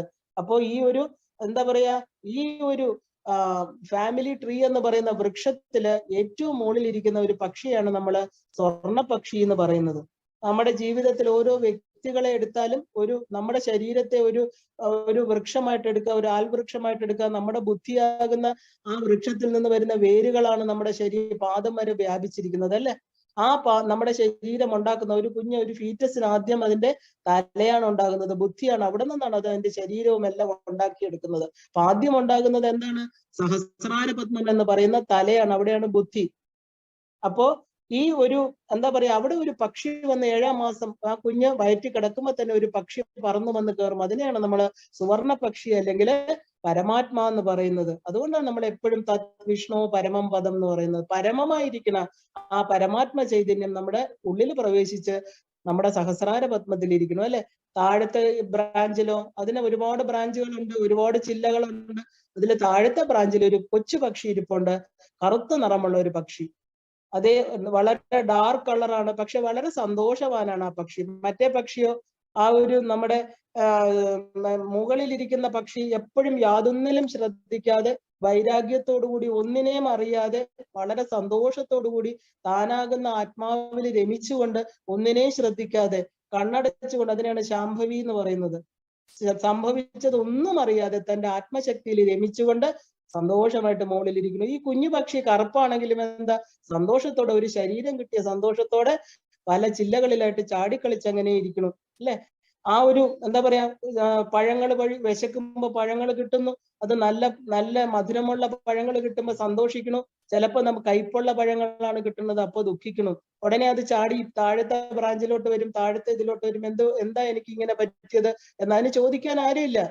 അപ്പൊ നമ്മൾ എന്ത് ചെയ്യും? ഈ പക്ഷി മുകളിലോട്ട് നോക്കും, മുകളിലിരിക്കുന്ന ആൾ എന്തെങ്കിലും ഉത്തരം പറയുമെന്ന്. ആ സുവർണ പക്ഷിയെ നോക്കുകയാണ് ഈ കൊച്ചു പക്ഷി. പക്ഷെ അവിടുന്ന് ഒരു ഉത്തരവും കിട്ടില്ല. നമ്മളും അതുപോലെയാണ്. ജീവിതത്തിൽ ദുഃഖങ്ങൾ വരുമ്പോ ഈശ്വര എവിടെയാണങ്ങ്, എനിക്ക് ഉത്തരം തരുമെന്ന് നമ്മൾ വിളിക്കാറുണ്ട് മുകളിലോട്ട് നോക്കി. അറിയില്ല, ഈശ്വരൻ എവിടെയാണെന്ന് അറിയില്ല. നമ്മളെല്ലാം ഈ താഴത്തെ കവരത്തിലിരിക്കുന്ന, താഴത്തെ ബ്രാഞ്ചിലിരിക്കുന്ന പക്ഷികളാണ്. അപ്പൊ എന്തുകൊണ്ടാണ് ഈ മുകളിലത്തെ പക്ഷി? അപ്പൊ നമ്മളെ കണ്ടു, മുകളിൽ ഒരാളാണ്. കുറെ പ്രാവശ്യം ദുഃഖങ്ങൾ വന്നപ്പോ, അല്ലെങ്കിൽ പഴങ്ങൾ കിട്ടാതെ വന്നപ്പോ, വിശപ്പ് വന്നപ്പോ, ഈ പഴങ്ങൾ കിട്ടാതിരിക്കുക എന്ന് പറയുന്ന ദുഃഖമാണ് അല്ലെ, വിശപ്പ്. അപ്പോഴെല്ലാം ഈ കൊച്ചു പക്ഷി എന്ത് ചെയ്തു? മുകളിലത്തെ പക്ഷിയെ നോക്കി, എനിക്കൊന്നും കിട്ടിയില്ല, വിശക്കുന്നു എന്നൊക്കെ പറയുമ്പോൾ എവിടുന്നെങ്കിലും ഒക്കെ ഭക്ഷണം കിട്ടുന്നുണ്ടല്ലേ. പക്ഷെ അപ്പോഴും അത് ചെറിയ ഭക്ഷണത്തിലെല്ലാം സന്തോഷമായിട്ടിരിക്കുകയാണ്. പക്ഷെ മുകളിൽ ഒരാളുണ്ടെന്ന് അറിഞ്ഞു. പക്ഷെ ആ ആള് എന്തുകൊണ്ടാണ് അങ്ങനെ സന്തോഷമായിട്ടിരിക്കണം എന്ന് അറിയാൻ ഈ പക്ഷിക്ക് താല്പര്യമില്ല. കാരണം എന്താ? ഭയങ്കര ബിസിയാണ്. ലൗകിക സുഖങ്ങളാകുന്ന കളിപ്പാട്ടങ്ങളെല്ലാം കിട്ടിക്കൊണ്ടിരിക്കുന്നു, നല്ല ഭക്ഷണം കിട്ടുന്നു, നല്ല സുഖ ജീവിതം കിട്ടുന്നു. എത്ര അനുഭവങ്ങളിലൂടെയാലും വീണ്ടും വീണ്ടും സുഖം വരും എന്നുള്ള ഒരു ആഗ്രഹമുണ്ട്. അപ്പൊ ഈ സുവർണ പക്ഷിയുടെ അടുത്തേക്ക് പോകാൻ ഇഷ്ടമേ അല്ല. കാരണം ഈ സുവർണ പക്ഷിയോ ഒന്നും വേണ്ടാത്ത അവസ്ഥ. എനിക്കിനി ആഗ്രഹങ്ങളുണ്ട്, എനിക്കിനിയും വേണം, അല്ലെ, എനിക്കിനിയും ജന്മങ്ങൾ വേണം എന്ന് ഈ കൊച്ചുപക്ഷിയുടെ ആഗ്രഹം. അതുകൊണ്ട് എന്താ, ആദ്യത്തെ ചില്ല, രണ്ടാമത്തെ ചില്ല, മൂന്നാമത്തെ ചില്ല വരെ ചാടിക്കളിച്ച് അവിടെയുള്ള സുഖങ്ങൾ മതി എന്ന് പറഞ്ഞിട്ട് ഇരിക്കുന്ന പക്ഷി അനേക ജന്മങ്ങളിലൂടെ യാത്രയുടെ അന്ത്യത്തില് ഒരു ചില്ലെങ്കിലും മേളിലോട്ട് കയറിയിരിക്കും, എത്തും. കാരണം ജീവിതം അതിനെ പഠിപ്പിച്ചു കൊടുക്കുന്നുണ്ട്. കാരണം നിനക്ക് മുകളിലേക്ക് ഒരു യാത്രയുണ്ട്, നിന്റെ പരമമായിട്ടുള്ള ധാമത്തിലേക്കെന്ന്. അപ്പൊ അതിന്റെ ആദ്യത്തെ രണ്ടാമത്തെ ചില്ല അത് മൂന്നാമത്തെ ചില്ലയിൽ കയറുമ്പോ തന്നെ അതിന്റെ നിറം മാറി മാറി വരുന്നത് കാണാം. അതിന്റെ കറുത്ത നിറത്തിന് വ്യത്യാസം വന്നു, അത് ചാരനിറമായിട്ട് തീർന്നു, അല്ലെ. ഓരോ ചില്ലകൾ കയറുമ്പോഴും അതിന് മനസ്സിലായി എനിക്ക് എന്തോ മാറ്റങ്ങൾ സംഭവിക്കണു, എനിക്കൊരു അവസ്ഥാന്തരം ഉണ്ടാകുന്നുണ്ട് എനിക്കെന്ന് ആ പക്ഷിക്ക് പക്ഷെ എന്താണ് എന്നുള്ളത് അറിയില്ല. ആ പരമപദത്തെ കുറിച്ചുള്ള പൂർണ്ണമായിട്ടുള്ള ജ്ഞാനം അതിന് കിട്ടണില്ല. അപ്പൊ ആ ഒരു എല്ലാ ജ്ഞാനത്തോടും കൂടി ഒരു പക്ഷി മുകളിൽ ഇരിപ്പുണ്ട്, അതിനെ അറിയാനൊട്ട് ശ്രമിക്കുന്നുമില്ല. അപ്പൊ എനിക്ക് എന്താ ഈ ഒരു സുവർണ പക്ഷിയായിട്ട് തീരണം എന്ന ആ ഒരു അനുഭവം വരാതെ നമുക്ക് ചിന്തിക്കാൻ പറ്റില്ല. ഈ കൊച്ചുപക്ഷി എന്ത് ചെയ്യുന്നു, വീണ്ടും വീണ്ടും ജന്മങ്ങളിലൂടെ അടുത്ത ചില്ല കയറുന്നു. അങ്ങനെ അനാഹത ചക്രമാകുന്ന ചില്ലയിലെത്തുമ്പോൾ ഈ പക്ഷിക്ക് എന്താണ്, ഈശ്വരൻ തന്നെ അനുഗ്രഹം കൊടുക്കാൻ തുടങ്ങും. കാരണം എന്താ, അനുഗ്രഹം എന്ന് പറഞ്ഞാൽ സുഖം കൂടുതൽ കൊടുക്കലല്ല, അനുഗ്രഹം ദുഃഖങ്ങൾ വാരി കൊടുക്കുകയാണ്. കാരണം എത്രത്തോളം ദുഃഖം, എന്തിലൊക്കെയാണോ നമ്മൾ ആസക്തി വെച്ചിരുന്നത്, ഈ ശരീരത്തില് ഈ പ്രപഞ്ചത്തിലെ ഓരോ വസ്തുക്കളും എന്റേതെന്ന് കരുതി സൂക്ഷിച്ചു വെച്ചിരുന്നത്, എന്റെ മക്കള്, എന്റെ ഭർത്താവ്, എന്റെ ഭാര്യ, എന്റെ കുടുംബം, എന്റെ പണം, എന്റെ ബാങ്ക് ഡെപ്പോസിറ്റ്, ഞാൻ ഉണ്ടാക്കിയ ഡിഗ്രികൾ, അല്ലെ, നമ്മൾ ഏറ്റവും കൂടുതൽ അറ്റാച്ച്മെന്റ് വെച്ചിരിക്കുന്ന വസ്തുക്കളാണിത്. ഇതെല്ലാം ഓരോന്നോരോന്നായിട്ട് തട്ടിയെടുക്കും നമ്മളിൽ നിന്ന്. ഏതെങ്കിലും ഒന്ന് നഷ്ടപ്പെട്ടു പോകും. കാരണം എന്താ, നമ്മുടെ മനസ്സിൽ സുവർണ പക്ഷിയാകാനുള്ള ആഗ്രഹം ഉണ്ടായി കഴിഞ്ഞു. കാരണം നമ്മൾ ഈ പറയുന്ന താൽക്കാലിക സുഖങ്ങളിൽ രമിക്കുന്നത് കൊണ്ടാണ് മുകളിലേക്ക് പോകാനുള്ള വഴി മറന്നു പോകുന്നത്. അപ്പോ ഈ വഴിയെ ആഗ്രഹിച്ച ഒരു വ്യക്തിക്ക് അത് കൊടുക്കുക എന്നുള്ളത് പ്രപഞ്ച നിയമമാണ്, ഈശ്വരന്റെ ശക്തിയാണത്. അപ്പൊ ആ പരിപൂർണമായിട്ടുള്ള ജ്ഞാനം കിട്ടണമെങ്കിൽ എന്ത് വേണം, പരമമായിരിക്കുന്ന ദുഃഖത്തെ അവൻ അറിയണം. കാരണം നമ്മൾ പായസം കുടിക്കുമ്പോ കല്ല് കടിക്കുമ്പോ അയ്യോ കല്ല് കടിച്ചു, പായസത്തിൽ ചെറിയൊരു എന്താ പറയാ ഒരു അപൂർണത വന്നു, നമുക്ക് ആ സുഖം മുഴുവനായിട്ട് കിട്ടിയില്ല, അല്ലെ. അതുപോലെ ജീവിതത്തില് നമുക്ക് പ്രിയപ്പെട്ടതെല്ലാം നമ്മളിൽ നിന്ന് തട്ടിയെടുക്കും കാലം. അത് കാലമല്ല, ഈശ്വരന് നമുക്കൊന്നും വേണ്ട, തരണ ഇഷ്ടമല്ലാത്തതല്ല, നമ്മുടെ ഒത്തിരി ഇഷ്ടമുള്ളതുകൊണ്ടാണ് നമുക്ക് ദുഃഖങ്ങൾ തരണമെന്ന് തിരിച്ചറിഞ്ഞുകൊള്ളണം. ദുഃഖങ്ങൾ മാത്രമേ വൈരാഗ്യം ഉണ്ടാക്കൂ, ദുഃഖങ്ങൾ മാത്രമേ ഈശ്വരൻ എന്ന് പറയുന്ന ആ പരമമായിരിക്കുന്ന സുഖത്തിലേക്ക് നമ്മളെ തിരിക്കുള്ളൂ. ഇല്ലെങ്കിൽ എന്നും നമ്മൾ ഈ ദുഃഖ സമുദ്രത്തിൽ, ഈ സംസാരത്തിൽ ഇങ്ങനെ ഉഴറിക്കൊണ്ടേയിരിക്കും. അപ്പൊ ദുഃഖങ്ങളൊന്നും നമുക്ക് എന്താ, എപ്പോഴും വിചാരിച്ചോളും ഈശ്വര അനുഗ്രഹങ്ങളായിട്ട് കാണാനുള്ള ഒരു മനസ്സ് നമ്മൾ എടുക്കണം. കാരണം ഈ പരമപദത്തെ കുറിച്ച് അറിഞ്ഞാൽ സുഖദുഃഖങ്ങൾ ഒന്നും അഫക്ട് ചെയ്യാത്ത ഒരു തലത്തിലേക്ക് നമുക്ക് എത്തിച്ചേരാൻ പറ്റും, ഉറപ്പാണ്. കാരണം ഇതൊക്കെ താൽക്കാലികമാണ്, ഇതൊന്നും നമ്മുടേതല്ല എന്നുള്ള തിരിച്ചറിവ് വന്നാൽ പിന്നെ എന്തിനെയാണ് നമുക്ക് നമ്മുടേതാക്കി വെക്കാൻ സാധിക്കുക? ഈ പ്രപഞ്ചത്തിലിരിക്കുന്ന എന്തെങ്കിലും ഞാൻ കൊണ്ടുവന്നിട്ടുണ്ടോ? ഈ ശരീരം ഉൾപ്പെടെ ആരാ തന്നത്? ഈശ്വരനാണ്, അമ്മയുടെയാണ്, പരാശക്തിയുടെയാണ്. ഇപ്പൊ നമുക്കിവിടെ ഓൺ ചെയ്യാൻ ഒന്നുമില്ല. എന്റെ മനസ്സ് പോലും ഈ പ്രപഞ്ചത്തിലെ പഞ്ചീകരണത്തിലൂടെ വന്നതാണ് എന്റെ മനസ്സ്. അപ്പൊ അത് എല്ലാം നമ്മുടേതാണെന്നുള്ള ഒരു മിഥ്യാധാരണ, ഇതിനെയാണ് മായ അല്ലെങ്കിൽ ഇല്യൂഷൻ എന്ന് പറയുന്നത്. ഈ മായയിൽപ്പെട്ട് ഉയർന്ന നമുക്കാണ് യഥാർത്ഥ സത്യത്തെ അറിയാൻ പറ്റാത്തത്. അപ്പോ എപ്പോഴാണ് ഒരു വലിയ ദുഃഖം, തന്റെ ഇഷ്ടജന വിയോഗമായിരിക്കാം, ഏറ്റവും 4 നമുക്ക് തരുന്ന ദുഃഖങ്ങളാണ് ജീവിതം: ജന്മ, മൃത്യു, ജരാവ്യാധി. ജന്മം എന്ന് പറയുന്ന, ജന്മം എടുത്തവരെല്ലാം ഓരോരുത്തരായിട്ട് യാത്രയാകുന്നത് നമ്മൾ കാണുന്നു, അല്ലെ. നമ്മുടെ അച്ഛൻ, അമ്മ, ബന്ധുക്കള്, നമ്മുടെ ഉറ്റവര്, ഉടയവരെല്ലാം ഒരു ദിവസം അവരുടെ ദേഹം അപ്രത്യക്ഷമാകണു. അപ്പൊ നമുക്ക് ബുദ്ധനെ ഈ 4 കാര്യങ്ങളാണ് ബുദ്ധൻ ചിന്തിക്കാൻ പ്രേരിപ്പിച്ചത്. അപ്പൊ അദ്ദേഹം എങ്ങനെയാണ്, ബുദ്ധൻ ആ ബൗദ്ധികമായിരിക്കുന്ന ജ്ഞാനം അദ്ദേഹം ബുദ്ധിയിൽ ചിന്തിച്ചു. എന്താണിത്? അദ്ദേഹത്തെ കാണിക്കാതെ വെച്ചിരുന്നു ഇതെല്ലാം. അദ്ദേഹം ജന്മം എന്താണെന്ന് കണ്ടു, അല്ലെ, മൃത്യു ഉണ്ടെന്ന് കണ്ടു. ഈ ജര എന്ന് പറയുന്ന വാർദ്ധക്യം നമ്മുടെ ശരീരത്തിന് വരും, ഉറപ്പാണ്. കാലത്തിലൂടെ വന്നതിനെല്ലാം മാറ്റങ്ങൾ സംഭവിക്കും. ശരീരം മാറും, പ്രപഞ്ചം മാറും. ഇന്ന് കാണുന്നതല്ല നാളെ, ഇന്നലെ കണ്ട ഞാനല്ല ഇന്ന്. അപ്പൊ നമുക്ക് മാറ്റങ്ങൾ ശരീരത്തിന് സംഭവിച്ചുകൊണ്ടിരിക്കും. പക്ഷെ മാറ്റങ്ങൾ ഉണ്ടാകാൻ കാരണം, മാറ്റത്തിന് സാക്ഷിയായിട്ട് ഒരു ചൈതന്യം നമ്മുടെ ഉള്ളിലുണ്ട്. അതുകൊണ്ടാണ് മാറ്റങ്ങളെ അറിയുന്നവനാണ് ഞാൻ, ഈ പൊരുളുകളെ എല്ലാം അറിയുന്ന വ്യക്തിയാണ് ഞാൻ. അപ്പൊ അങ്ങനെ നമുക്ക് ദുഃഖങ്ങൾ തരുമ്പോ ജന്മം, മൃത്യു, ജര, വാർദ്ധക്യം, വ്യാധി, ശരീരത്തിന് വ്യാധികൾ ഉണ്ടാകും, ഉറപ്പാണ്. കാരണം ശരീരം പോകാനായിട്ട് നമ്മൾ ഉണ്ടാക്കിയിരിക്കുന്ന താൽക്കാലിക വസ്തുക്കളെ കൊണ്ടാണ്, പഞ്ചീകരണം കൊണ്ടാണ് ഈ ശരീരം ഉണ്ടാക്കിയിരിക്കുന്നത്. ആ വന്ന വസ്തുവിന് പോയേ തീരുള്ളൂ. അത് നമ്മൾ തിരിച്ചറിയും. കാരണം നമ്മുടെ ശരീരത്തിനും എന്താ പറയാ, പ്രായം എന്ന് പറയുന്ന ആ കാലത്തിലൂടെ സഞ്ചരിക്കുമ്പോൾ രോഗങ്ങൾ വന്നു ചേരും. അങ്ങനെ ഈ 4 ദോഷങ്ങള്, പ്രപഞ്ചത്തിലുള്ള ഈ 4 ദോഷങ്ങൾ നമ്മളെ ഓരോരുത്തരെയും ബാധിക്കും, സംശയമില്ല. അപ്പൊ നമുക്ക് എന്താ, നമ്മൾ അങ്ങനെ ജീവിച്ചു കൊണ്ടുപോകുമ്പോൾ നമുക്ക് ഈ ചെറിയ പക്ഷിയിൽ നിന്ന് എന്താ, അതിന് ഒരു വല്ലാത്ത, അതിന്റെ ഏറ്റവും ഇഷ്ടപ്പെട്ട പഴങ്ങള് ആ ചെടി തന്നെ ചിലപ്പോൾ നഷ്ടപ്പെട്ടു പോയി എന്നിരിക്കാം. അപ്പൊ അത് പരമമായിട്ടുള്ള ദുഃഖ കടലിൽ വീണ് എന്താ, ആ ഒരു അദമ്യമായിട്ടുള്ള ആഗ്രഹത്തോടു കൂടി വിളിക്കുകയാണ്, ഈശ്വര, ഭഗവാനെ, അമ്മ, ദേവി, എന്താണോ വിളിക്കുന്നത് അത് എനിക്കിനി വേണ്ട, എനിക്കിനി ജന്മം വേണ്ട എന്നുള്ള ഒരു അവസ്ഥയില് ഒരു വിരാഗിയായിട്ട്, വൈരാഗ്യം, അതാണ് ശരിക്കും ശിവഭഗവാൻ എന്ന് പറയുന്നത്. ഒന്നിനോട് അപ്പോഴാണ് ഈ പക്ഷിക്ക് മനസ്സിലാവുന്നത് എന്തുകൊണ്ടാണ് മുകളിലിരിക്കുന്ന സുവർണ പക്ഷി ഇത്രയും സന്തോഷമായിരിക്കുന്നതെന്ന്. ഇതിന്റെ കാര്യം മനസ്സിലായി. എപ്പോഴാ പദത്തിൽ എത്തിച്ചേരുന്നു എന്നെ ദുഃഖങ്ങൾ അഫക്ട് ചെയ്യുന്നില്ല എന്ന് തിരിച്ചറിയും. അപ്പൊ ആ മുകളിലത്തെ കൊമ്പിലേക്ക് എങ്ങനെ എത്തിച്ചേരാൻ പറ്റും? അത് തന്ത്രമാകട്ടെ, യന്ത്രമാകട്ടെ, മന്ത്രമാകട്ടെ, എന്താണെങ്കിലും ആ ഡീപ്പ് ജേർണിയില് നമ്മുടെ ഈ ഇന്നർ സെൽഫിലോട്ടുള്ള അന്തർമുഖ സമാരാധ്യമായിട്ട് സഞ്ചരിക്കുന്ന ഏത് മാർഗത്തെ സ്വീകരിച്ചാലും ആ പക്ഷിയുടെ നിറം മാറി മാറി അവസാനം അവൻ പരമപദമായിരിക്കുന്ന ആ സുവർണ പക്ഷിയിൽ ലയനം പ്രാപിക്കും. അന്തർമുഖ സമാരാധ്യ. കാരണം നമ്മുടെ ആ ഒരു എന്താ, നമുക്ക് ഇൻഡിവിജ്വൽസ് എല്ലാം തന്നെ ഈ ഏറ്റവും ശുദ്ധമായിരിക്കുന്ന, പരമമായിരിക്കുന്ന ജ്ഞാനത്തെയാണ് ശ്രീവിദ്യ എന്ന് പറയുന്നത്.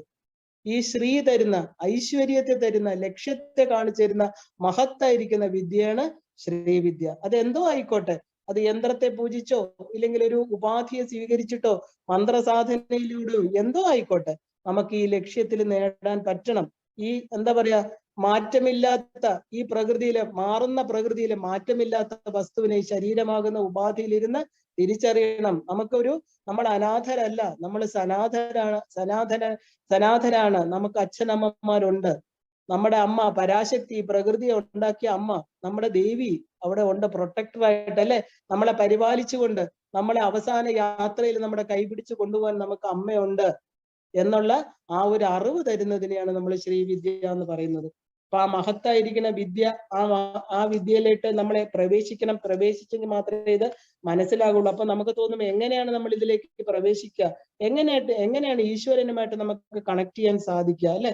അതിന് പല വഴികൾ പറയുന്നുണ്ട്. നവതാ ഭക്തി പറയുന്നുണ്ട്, ശ്രവണം, കീർത്തനം, ഇല്ലേ? നമ്മൾ കേട്ടിട്ടുണ്ട് 9 തരത്തിലുള്ള ഭക്തികൾ. അവസാനം പറയുന്നത് എന്താ? ശ്രവണം, കീർത്തനം, വിഷ്ണു സ്മരണം, പാദസേവനം, അർച്ചനം, വന്ദനം, ദാസ്യം, സഖ്യം, ആത്മനിവേദനം. ആത്മാവിനെ നിവേദിക്കുക. ഈ പ്രപഞ്ചത്തിലുള്ള എല്ലാം ഈശ്വരന്റെ ആണ്. അത് നിവേദിക്കാനായിട്ടൊന്നുമില്ല, ഈശ്വരന്റെ ആണ്. നമുക്കത് എടുത്തു കൊടുക്കേണ്ട ആവശ്യമില്ല. നമ്മൾ എന്താ കൊടുക്കേണ്ടത്? നമ്മുടെ ആത്മാവിനെ കൊടുക്കണം. അപ്പൊ ധ്യാനം, മെഡിറ്റേഷൻ, ഭജനം, കീർത്തനം, ജപം, പൂജ എല്ലാം സാധനാ ഭക്തിയാണ്. സാധനയ്ക്ക് വേണ്ടി നമുക്ക് ഇതെല്ലാം ഇവിടെ ഒരുക്കി വെച്ചിട്ടുണ്ട്. ആ സാധനയുടെ അംഗങ്ങളാണ് ഇതെല്ലാം തന്നെ. നവതാ ഭക്തി. ഈശ്വരനുമായിട്ട് സദാ എങ്ങനെ ബന്ധപ്പെടണം എന്ന് ചോദിച്ചാൽ, ഈ സ്വർണ്ണ പക്ഷിയെ നമ്മൾ അറിയണമെങ്കിൽ എന്ത് വേണം? ഈശ്വരനുമായിട്ട് ബന്ധപ്പെട്ടുകൊണ്ടിരിക്കണം. പക്ഷെ എല്ലാറ്റിനും മുമ്പ് ഈ പറയുന്ന ധ്യാനം, മെഡിറ്റേഷൻ, ഇങ്ങനെയുള്ള നവതാ ഭക്തിക്ക് ഉപരി നമ്മൾ ഏറ്റവും പ്രധാനമായിട്ട് തന്ത്രശാസ്ത്രം പറയുന്ന ഒരെണ്ണമാണ് സ്മരണം. അത് കമ്പൽസറി ആയിട്ട് ചെയ്തേ തീരുള്ളൂ. എന്താണ്? ഭക്തി ഉണ്ടെങ്കിലും ഇല്ലെങ്കിലും ഈശ്വര സ്മരണം എന്നത് നമ്മൾ കമ്പൽസറി ആയിട്ട് ചെയ്യണം. ഭക്തി ഉണ്ടോ ഇല്ലയോ എന്നല്ല അവിടെ. ഇപ്പൊ കബീർദാസ് പറയുന്ന പോലെ അടച്ചുകൊണ്ട് ഹൃദയത്തിന്റെ വാതിലുകൾ നമ്മൾ തുറക്കണം. സദാ ഇഷ്ട ദേവതയുടെ രൂപം സദാ ധ്യാനിക്കണം. ഈ ഭക്തി എന്ന് പറയുന്നത് പുറമേ കാണിക്കാനുള്ള കുറെ ചടങ്ങുകളല്ല. നെറ്റിയിൽ കുങ്കുമമിട്ട് പ്രദക്ഷിണം വെച്ച് നമസ്കാരമല്ല ഭക്തി. എന്താണ്? ഈശ്വരനെ നമ്മുടെ വാതിൽ തുറന്ന് ഹൃദയ പത്മത്തില് കുടിയിരുത്തണം. ക്ഷേത്രത്തിൽ എങ്ങനെയാണോ വിഗ്രഹത്തെ കുടിയിരുത്തുന്നത്, അതുപോലെ നമ്മുടെ ഉള്ളിൽ ദേവിയെ ഇരുത്തണം. ദേവി സദാ നമ്മുടെ മനസ്സിൽ ഇരിക്കണം. ഇനി സഗുണമായാലും നിർഗുണമായാലും പ്രകാശമായാലും അത് മനസ്സിന്റെ ഒരു മായാജാലമാണ്, അല്ലെ? മനസ്സിന്റെ സൃഷ്ടിയാണ്. അപ്പൊ മനസ്സ് എന്നുള്ളത് എവിടെ നിന്നാ വരുന്നത്? ഈ പറയുന്ന മെറ്റീരിയൽ പ്ലെയിനിലുള്ളതാണ് ഈ മനസ്സ്. അതാണ് ചെയ്യുന്നത് ഇതെല്ലാം. അതുകൊണ്ട് ഉണ്ടാക്കുന്നത് എന്തും ഭാവന മാത്രമാണ്. മനസ്സുണ്ടാക്കുന്ന എല്ലാം എന്താ? ഭാവനയുടെ ഭാഗമാണ്. അല്ലാത്തത് മനസ്സിനുണ്ടാക്കാൻ പറ്റില്ല. കാരണം ഈ ശക്തി മനസ്സിനപ്പുറത്തിരിക്കുന്നതാണ്. അതുകൊണ്ട് രൂപത്തോടെ അമ്മയെ കണ്ടാലും പ്രകാശമായിട്ട് കണ്ടാലും ഒരുപോലെ ഉള്ളൂ. ഇനി വേണ്ടത് എന്താ? നമുക്ക് എങ്ങനെ വേണമെങ്കിലും കാണാം, അവനവന്റെ ഇഷ്ടമനുസരിച്ച്. നാമരൂപത്തിൽ കാണാം. കാരണം ശരീരമാകുന്ന രൂപം നമുക്കിന്നുണ്ട്. അപ്പൊ ദേവിയെ എന്താ നാമരൂപത്തിൽ കണ്ടാല്? പഞ്ചപ്രേത മഞ്ചത്തിലിരിക്കുന്ന അമ്മയെ നമുക്ക് കണ്ടൂടെ? അമ്മയെ അങ്ങനെ സ്നേഹിക്കാമല്ലോ നമുക്ക്. അപ്പൊ ഏതാണെങ്കിലും നമുക്ക് വേണ്ടത് എന്താ? അമ്മയെ സ്നേഹിക്കുക. എങ്ങനെ കാണും എന്നുള്ളതല്ല. ഒരു ദീപത്തെ കത്തിച്ചു വെച്ച് സ്നേഹിക്കാൻ പറ്റില്ല. നമുക്ക് രൂപം വേണം. അമ്മയുടെ കണ്ണുകളെ കാണണം, പാദങ്ങളെ കാണണം, ഇല്ലേ? ആ കരുണാമയമായിരിക്കുന്ന നോട്ടം വേണം. കാരണം നമുക്കൊരു ആലംബം വേണം. നമുക്ക് ദുഃഖം വരുമ്പോ പിടിച്ചു നിൽക്കാൻ എല്ലാം നമ്മളെ ആലംബമാക്കിയത് ആര്? നമ്മൾ ആശ്രയിച്ചത് ഇതുവരെ ആര്? അന്യര്. നമ്മുടെ ശരീരവുമായിട്ട് ബന്ധപ്പെട്ടവരെയാണ് നമ്മൾ ആശ്രയിച്ചത്. അവരൊന്നും ശാശ്വതമായിട്ടുള്ള പരിഹാരം അല്ലാന്ന് കണ്ടിട്ടാ ഇപ്പൊ നമ്മൾ സാധനയിലേക്ക് തിരിഞ്ഞിരിക്കുന്നത്. അപ്പൊ ഇപ്പൊ നമ്മൾ ആരെ ആശ്രയിക്കേണ്ടത്? ഈ ദേവിയെ, നമ്മുടെ ഹൃദയത്തിലിരിക്കുന്ന ഇഷ്ട ദേവതയെ, അല്ലെ? ആരോ ആയിക്കോട്ടെ, നമുക്ക് ഇഷ്ടമുള്ളവരെ പ്രതിഷ്ഠിക്കാം. എനിക്ക് ദേവിയാണ്. അപ്പൊ നമുക്ക് എല്ലാവർക്കും ദേവി ആയതുകൊണ്ട് നമ്മൾ ദേവി എന്ന് പറയണു. അല്ല വേറെ ഗണപതി ആവട്ടെ, ശിവനാവട്ടെ, എന്തായിക്കോട്ടെ. പക്ഷെ ശ്രീവിദ്യയിലെ ദേവിയാണ് ഏറ്റവും ഉയർന്ന ഉപാസ്യ ദേവത. അപ്പൊ ദേവി എന്ത് വേണം? നമ്മൾ ദേവിയെ സ്നേഹിക്കണം. സ്നേഹം കൂടിക്കൂടി വരുമ്പോ എന്താണ്? അത് ബോധസ്വരൂപമായിട്ട് മാറുന്നത് നമുക്ക് മനസ്സിലാവും. കാരണം സ്നേഹം എന്ന് പറയുന്നത് പഞ്ചോപചാരം കൊടുക്കലോ വിവിധങ്ങളായിട്ടുള്ള നൈവേദ്യം കൊടുക്കലോ അല്ല. നമ്മുടെ ശുദ്ധമായ, നമ്മുടെ നല്ല ഒരു ജീവിതം, നമ്മളെല്ലാം ഈശ്വരനായിട്ട്, ആ ഈശ്വരൻ എവിടെ ഇരിക്കണു എന്നുള്ള അറിയല്, ആ വിദ്യ, അറിവിനെയാണ് നമ്മൾ ഈശ്വരൻ എന്ന് പറയുന്നത്. അല്ലാതെ കുറെ സാധനങ്ങൾ ഈശ്വരന് കൊടുക്കുന്നതല്ല. വിവിധങ്ങളായിട്ടുള്ള പുഷ്പങ്ങളോ വെറൈറ്റി ഓഫ് ഫുഡ് ഐറ്റംസോ ഒന്നും ഈശ്വരന് വേണ്ട. കാരണം ഈശ്വരൻ എന്താ? ഈ പറയുന്ന ഇന്ദ്രിയങ്ങൾ എന്തെങ്കിലും ഉണ്ടോ ഭക്ഷണം കഴിക്കാനായിട്ട്? ഈശ്വരൻ എന്ന് പറയുന്നത് ഒരു എനർജി ഫോമാണ്. ഈശ്വരന് നമ്മൾ നാമരൂപങ്ങൾ കൊടുക്കുകയാണ്. അപ്പൊ നമ്മൾ എന്താ വേണ്ടത്? ആ ഈശ്വരനെ രൂപത്തിൽ കണ്ടാലും രൂപത്തിലല്ലാതെയും സ്നേഹിക്കാൻ തുടങ്ങണം. അപ്പൊ ഈ ഒരു രൂപധ്യാനത്തിന്റെ ഗുണം എന്താ? നമുക്ക് ശുദ്ധ സത്വമായിട്ട്, അതായത് ഈശ്വരനെ രൂപത്തോടു കൂടി, അതാണ് ദേവിക്ക് ആദ്യം നമ്മൾ സഗുണബ്രഹ്മമായിട്ട് ഗുണങ്ങളിലൂടെ കണ്ടിട്ടാണ് പിന്നെ നിർഗുണത്തിലേക്ക് വരുന്നത്. കാരണം മനുഷ്യർക്കെല്ലാം ഒരു ആലംബം വേണം. അപ്പൊ നമുക്ക് ഗുണങ്ങളോട് കൂടി അമ്മയെ കാണാം. എന്നിട്ട് നമ്മൾ രൂപധ്യാനത്തിലൂടെ തന്നെ മനസ്സ് ഉറയ്ക്കണം. കാരണം എല്ലാം മനസ്സിന്റെ കളികളാണ്, ഇല്ലേ? ഇപ്പൊ ഒരു വിളക്ക് കത്തിച്ചു വെച്ചു, ആ ജ്വാല നമ്മളെ കാണുന്നതും മനസ്സാണ്. അപ്പൊ മനസ്സെന്ന് പറയുന്ന മെറ്റീരിയൽ പ്ലെയിനിൽ നിൽക്കുന്ന വസ്തുവാണ്. അപ്പൊ ഈ രൂപധ്യാനം, മനസ്സിന് ആ ഒരു രൂപം ഉണ്ടെങ്കിലും നമ്മൾ എന്താണ് അതിൽ പിടിച്ചിരിക്കാൻ നമുക്ക് സാധിക്കും. അപ്പൊ കാരണം ഈ ലൗകിക വസ്തുക്കളോടുള്ള അറ്റാച്ച്മെന്റ് ആണ് നമുക്ക് ഈശ്വരനിലോട്ട് നമ്മുടെ വഴിയിൽ ഏറ്റവും വലിയ ബ്ലോക്ക് ആയിട്ട് നിൽക്കുന്നത്.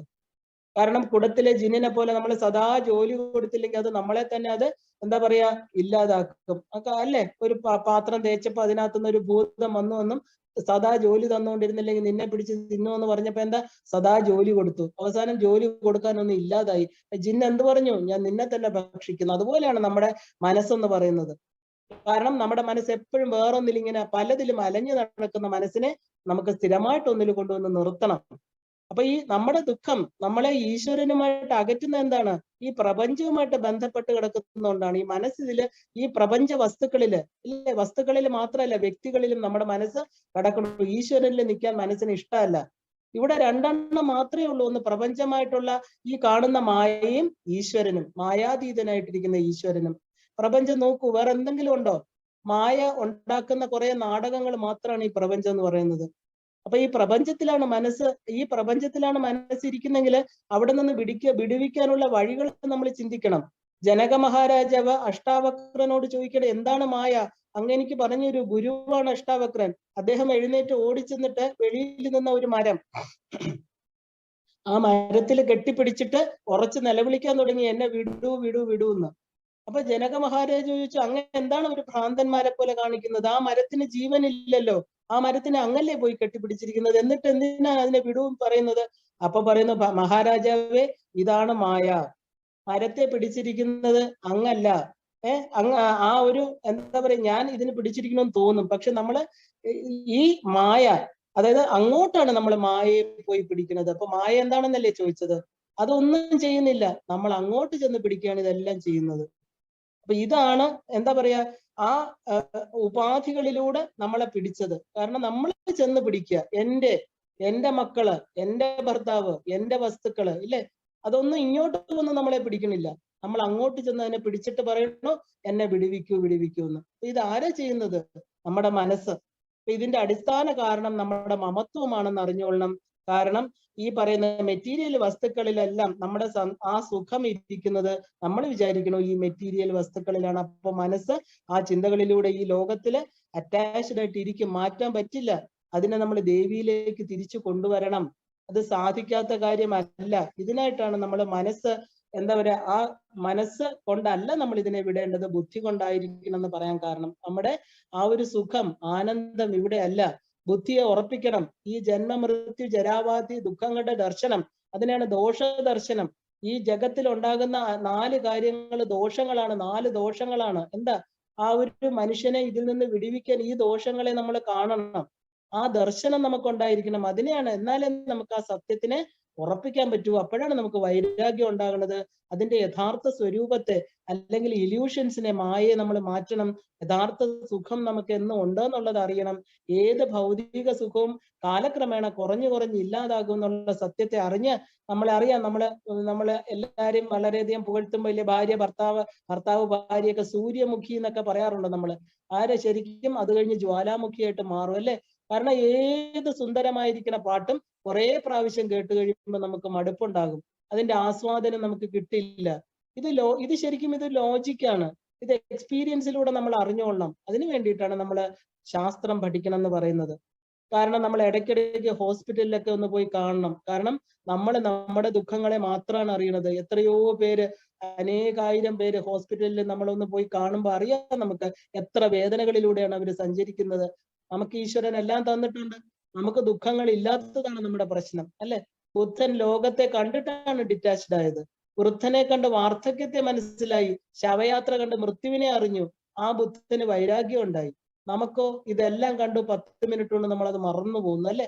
അപ്പൊ നമുക്ക് ഈ സ്ട്രേ ഡോഗ്സിന്, അല്ലെങ്കിൽ തെരുവ് നായ്ക്കൾക്ക് ഭക്ഷണം കിട്ടുന്നിടത്ത് അത് വാലാട്ടി നിൽക്കുന്ന കാണും. അതിനെ നമ്മൾ തല്ലി ഓടിപ്പോവും അല്ലെ? പിന്നെയും അത് ഭക്ഷണം കാട്ടി വിളിച്ചാൽ വാലും ആട്ടി തിരിച്ചു വരും. കഴിഞ്ഞത് മറന്നു പോകും. നമ്മുടെ മനസ്സ് അങ്ങനെയാണ്. എത്ര ദുഃഖങ്ങൾ വന്നാലും പിന്നെയും സുഖത്തെ തേടി പോകും നമ്മള്. ദുഃഖാനുഭവങ്ങൾ വീണ്ടും വീണ്ടും വന്നാലും നമ്മള് സുഖമാണ് ആത്യന്തികമെന്ന് വിശ്വസിക്കണം.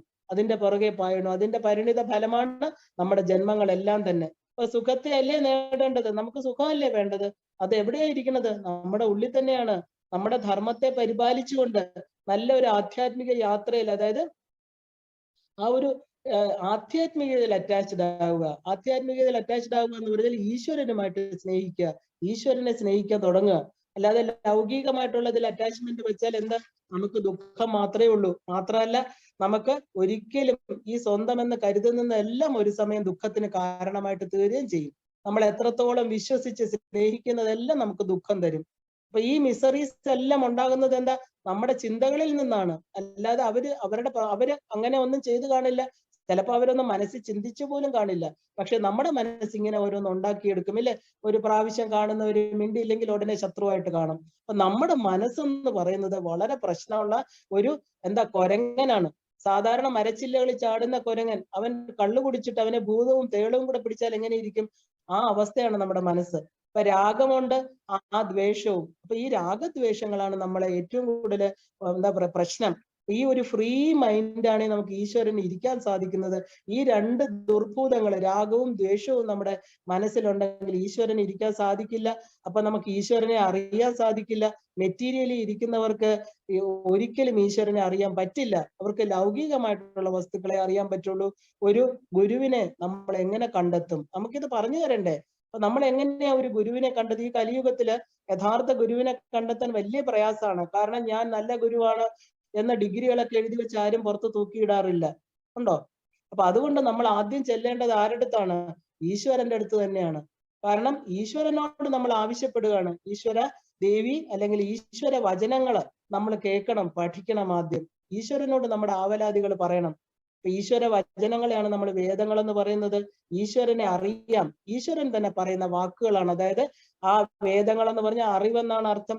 ഈശ്വരൻ തന്നെ വെളിപ്പെടുത്തുന്ന ഒരു സദ്ഗുരുവിന്റെ രൂപത്തില് ആ ഒരു ഈശ്വരൻ നമ്മുടെ മുമ്പിൽ വന്ന് നിൽക്കും. നമ്മൾ ഈശ്വരനെ അറിയണമെന്ന് ആവശ്യപ്പെടുമ്പോൾ അത് നമ്മുടെ ഉള്ളിൽ നിന്ന് വരണം. ഈശ്വരോ ഗുരുരാത്മേതി മൂർത്തിഭേദ വിഭാഗിനെ വ്യോമവത് വ്യാപ്ത ദേഹായ ദക്ഷിണാമൂർത്തിയെ നമഃ. അപ്പൊ ദക്ഷിണാമൂർത്തിയായിരിക്കുന്ന സാക്ഷാൽ ശിവൻ, നമ്മുടെ അച്ഛൻ, ഓരോ ജീവന്റെയും പ്രാർത്ഥന കേൾക്കും. അവർക്ക് വേണ്ടത് എത്തിച്ചു കൊടുക്കും.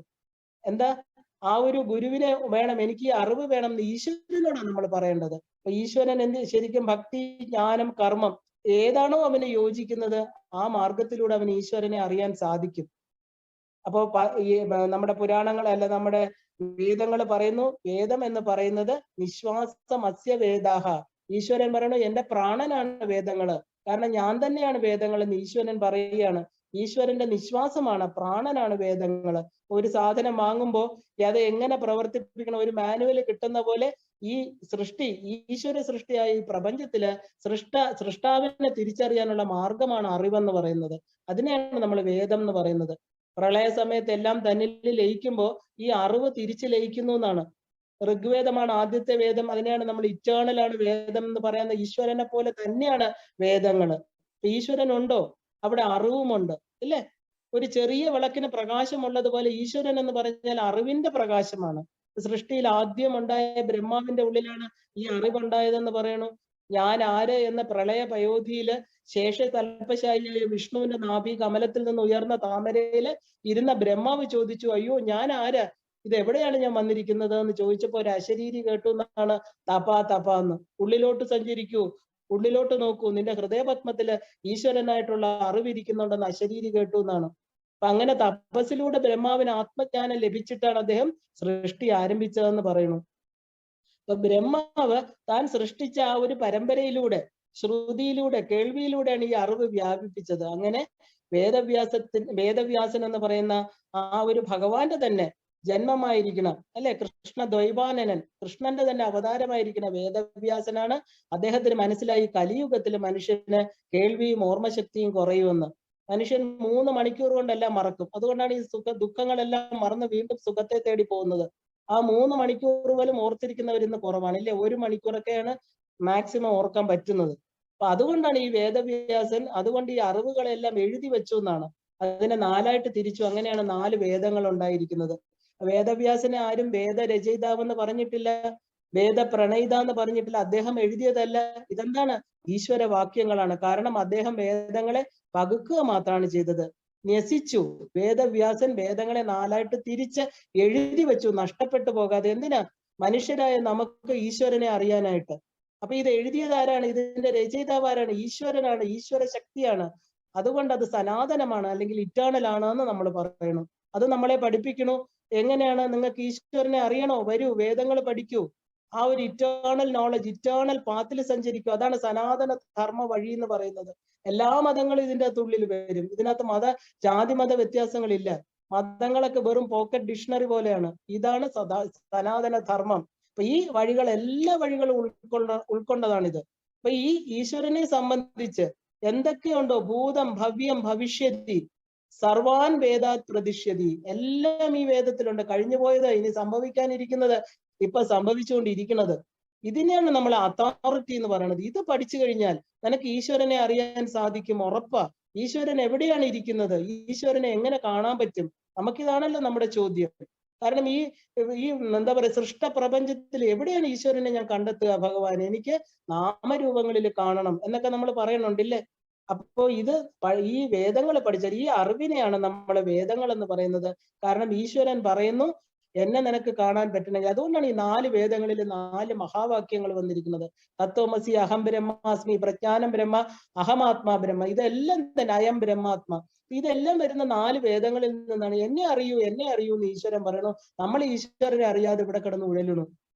അപ്പൊ ഈ വേദങ്ങള് പഠിക്കാൻ പറ്റിയില്ല, ഇല്ലേ? ഋഗ്വേദം ഒന്നും പഠിച്ചാൽ നമുക്ക് മനസ്സിലാവില്ല. അതുകൊണ്ട് ഈ അറിവിനെ എന്താ ശ്രുതിയായിട്ട് മാറി. അത് പിന്നെ ഇതിഹാസങ്ങളായിട്ട് രാമായണവും മഹാഭാരതവും ഭഗവത്ഗീതയും ഒക്കെ ആയിട്ട് മാറി. പിന്നെ 18 പുരാണങ്ങള്, ഉപനിഷത്തുകൾ എല്ലാം ചേർന്നതിനെയാണ് നമ്മൾ വേദിക് ലിറ്ററേച്ചർ എന്ന് പറയുന്നത്. അപ്പൊ ഇതിലെല്ലാം പറഞ്ഞിരിക്കുന്നത് എന്താണ്? ഈശ്വരൻ ആരാണെന്നുള്ള ചോദ്യം, അതിന്റെ ഉത്തരമാണ്. ഇപ്പൊ സാമവേദത്തിലെ കേനോപനിഷത്ത് പറയണു, ആദ്യം ഇത് അറിയൂ. ഇത് ഏത് മനുഷ്യനാണോ എനിക്ക് ഒന്നും അറിയില്ല, എന്നാൽ ഈശ്വരനെ അറിയണമെന്ന് അതികഠിനമായിട്ട് ആഗ്രഹിക്കുന്ന അവന് ഈശ്വരനെ അറിയാൻ സാധിക്കും. അപ്പോ ആ ഒരു ഈശ്വരനെ അറിയണമെങ്കിൽ പല വഴികള്, പല വേദങ്ങളും നമ്മളോട് പറഞ്ഞുതരാം ഉപനിഷത്തിലൂടെ. കാരണം വേദം പഠിക്കാൻ അറിയില്ല, ലാംഗ്വേജ് സാൻസ്ക്രിറ്റ് ആണ്, സംസ്കൃതമാണ്, അല്ലേ?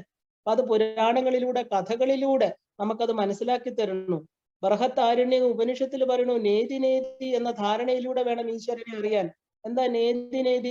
ഇതല്ല, എന്റെ മനസ്സ് ഞാനല്ല, എന്റെ ബുദ്ധി ഞാനല്ല, ശരീരം ഞാനല്ല, ഈ കാണുന്ന മാറ്റമുള്ളത് ഒന്നും ഞാനല്ല. അപ്പൊ ഞാൻ ആരാണ്, ഹൂ ആം ഐ എന്ന് ചോദിക്കുമ്പോൾ യഥാർത്ഥ വസ്തുവിനെ തത് ത്വം അസി കാണിച്ചു തരികയാണ്. അപ്പൊ നേതി പ്രക്രിയയിലൂടെ ഈശ്വരനെ അറിയൂ. കഠോപനിഷത്ത് പറയണു ആ ഈശ്വര തത്വം വാക്കിനും മനസ്സിനും അപ്പുറത്താണെന്ന്. ഏതോ വാചോ നിവർത്തന്തേ അപ്രാപ്യ മനസ്സ സഹ. തൈത്തരീയ ഉപനിഷത്ത് പറയണു ബുദ്ധി കൊണ്ട് അറിയാൻ പറ്റില്ല. ഇപ്പൊ കഠോപനിഷത്ത് പറഞ്ഞ പോലെ എന്താ, അണിയോരണിയാൻ മഹതോ മഹിയാൻ ആത്മാം ഗുഹായ നിഹതോസി ജന്തു. അപ്പൊ എന്താ, വേറൊരു സത്യം നമുക്ക് പറഞ്ഞു തരികയാണ്. വലുതില് വലുത്, ചെറുതില് ചെറുത്, എല്ലാറ്റിന്റെ ഉള്ളില് ഉള്ള ശക്തിയാണ് ഈശ്വരൻ എന്ന് പറയുന്നത്. നമുക്ക് ഈശ്വരനെ അറിയണോ, ഈശ്വരനെ കാണണോ, അതിനുള്ളൊരു ഡെഫിനിഷൻ വേണോ, അറിഞ്ഞോളൂ. കാരണം എല്ലാ വലുതിലും ഏറ്റവും ചെറുതായിട്ടുള്ള അണുവിലും അതിന്റെ ഉള്ളില് ശക്തിയായിട്ട് ഞാനുണ്ട്. അപ്പൊ ഈ ഇത്രയും എന്താ പറയാ, ഈ ഇത്രയും അനേക കോടി ബ്രഹ്മത്തിലും ബ്രഹ്മാണ്ടങ്ങളിലും അനേക കോടി ഗാലക്സികളിലും ഭുവനങ്ങളിലും എല്ലാം നിൽക്കുന്നത് അത് വലുതായിരിക്കാം അല്ലെ, അത് തന്നെ ആ ശക്തി തന്നെയാണ് ഈ ചെറിയ വസ്തുവിലും ഇലക്ട്രോണും പ്രോട്ടോണും സ്മോളസ്റ്റ് അതായത് ഗോഡ് പാർട്ടിക്കിൾ വരെയുള്ള ചെറിയ അണു വരെ ഇരിക്കുന്ന എല്ലാത്തിലും ഈ ചെറിയ ഇലക്ട്രോൺ ന്യൂട്രോൺ എന്ന് പറയുന്ന ഒരു ചെറിയ കശേരുക അല്ലെങ്കിൽ ഒരു ചെറിയ അമീബയ്ക്കുള്ളിൽ വരെ ഉണ്ട്. അതിലും ഈ ശക്തിയാണ് ഇരിക്കുന്നത്. അപ്പൊ ബ്രഹ്മാണ്ടത്തിൽ ഇരിക്കുന്ന അതേ ശക്തി തന്നെയാണ് ഈ ചെറിയ പിണ്ടാണ്ടത്തിലും ഇരിക്കുന്നത്. അപ്പൊ എല്ലാ വിരുദ്ധങ്ങളും, അതായത് ഈ ഗോഡ് പാർട്ടിക്കിൾ എന്ന് പറയുന്നത് ഏറ്റവും ഇന്ന് ഇപ്പം കണ്ടെത്തിയതാണ് ലേറ്റസ്റ്റ് നാസ ശാസ്ത്രജ്ഞൻ, ഗോഡ് പാർട്ടിക്കിൾ എന്ന് പറഞ്ഞൊരു വസ്തു ഏറ്റവും ചെറുത് അതാണെന്ന് പറയുന്നത്. അപ്പൊ ഇതിലും ഉള്ള സോഴ്സ് ഓഫ് എനർജിയാണ് നമ്മൾ ഈശ്വരൻ എന്ന് പറയുന്നത്. എല്ലാ വിരുദ്ധങ്ങളും അചിന്ത്യ രൂപവും സൂക്ഷ്മ രൂപവുമുള്ള ഈശ്വരനെ എല്ലാം നമ്മൾ എല്ലാമായിട്ടാണ് അറിയേണ്ടത്. ഈശ്വരൻ പറയുന്നു ഞാൻ ഒന്നിലല്ല, എല്ലാറ്റിലും ഞാനുണ്ട്. അപ്പൊ അതുകൊണ്ടാണ് നമ്മൾ ഇതല്ല ഇതല്ല എന്ന് പറഞ്ഞ് നമ്മൾ മനസ്സിലാക്കുന്നത്. ഈശ്വരനെ പറയാൻ അറിയാൻ ആർക്കും സാധ്യമല്ല. കാരണം ഈശ്വര ശക്തി ഉള്ളത് കൊണ്ടാണ് നമ്മൾ ഇതെല്ലാം അറിയുന്നത്.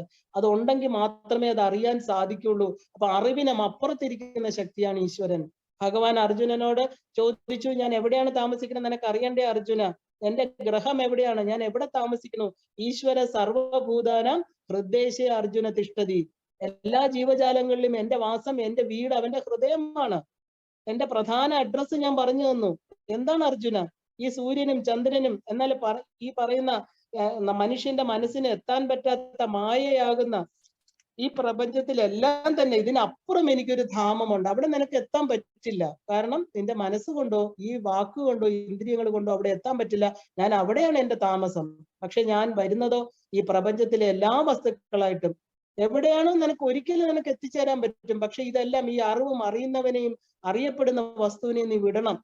അവിടെ എത്തിച്ചേർന്നാൽ നിനക്ക് തിരിച്ചു വരവില്ല. അതാണ് എന്റെ പരമമായിരിക്കുന്ന സ്ഥാനം, എന്റെ വാസസ്ഥാനം. ഭഗവാൻ നേരിട്ട് പറയണു, കേട്ടോളൂ, എവിടെയാണ് എന്റെ സ്ഥാനം? നമ്മൾ ചോദിക്കില്ലേ ഈശ്വരൻ എവിടെയാണ്? ആദ്യം ഭഗവാൻ പറഞ്ഞു ആ പരമമായിരിക്കുന്ന സ്ഥാനത്ത് നിനക്ക് എത്തിച്ചേർന്നാല് പിന്നെ ഈ ചോദ്യം ചോദിക്കാൻ നീ ഉണ്ടാവില്ല.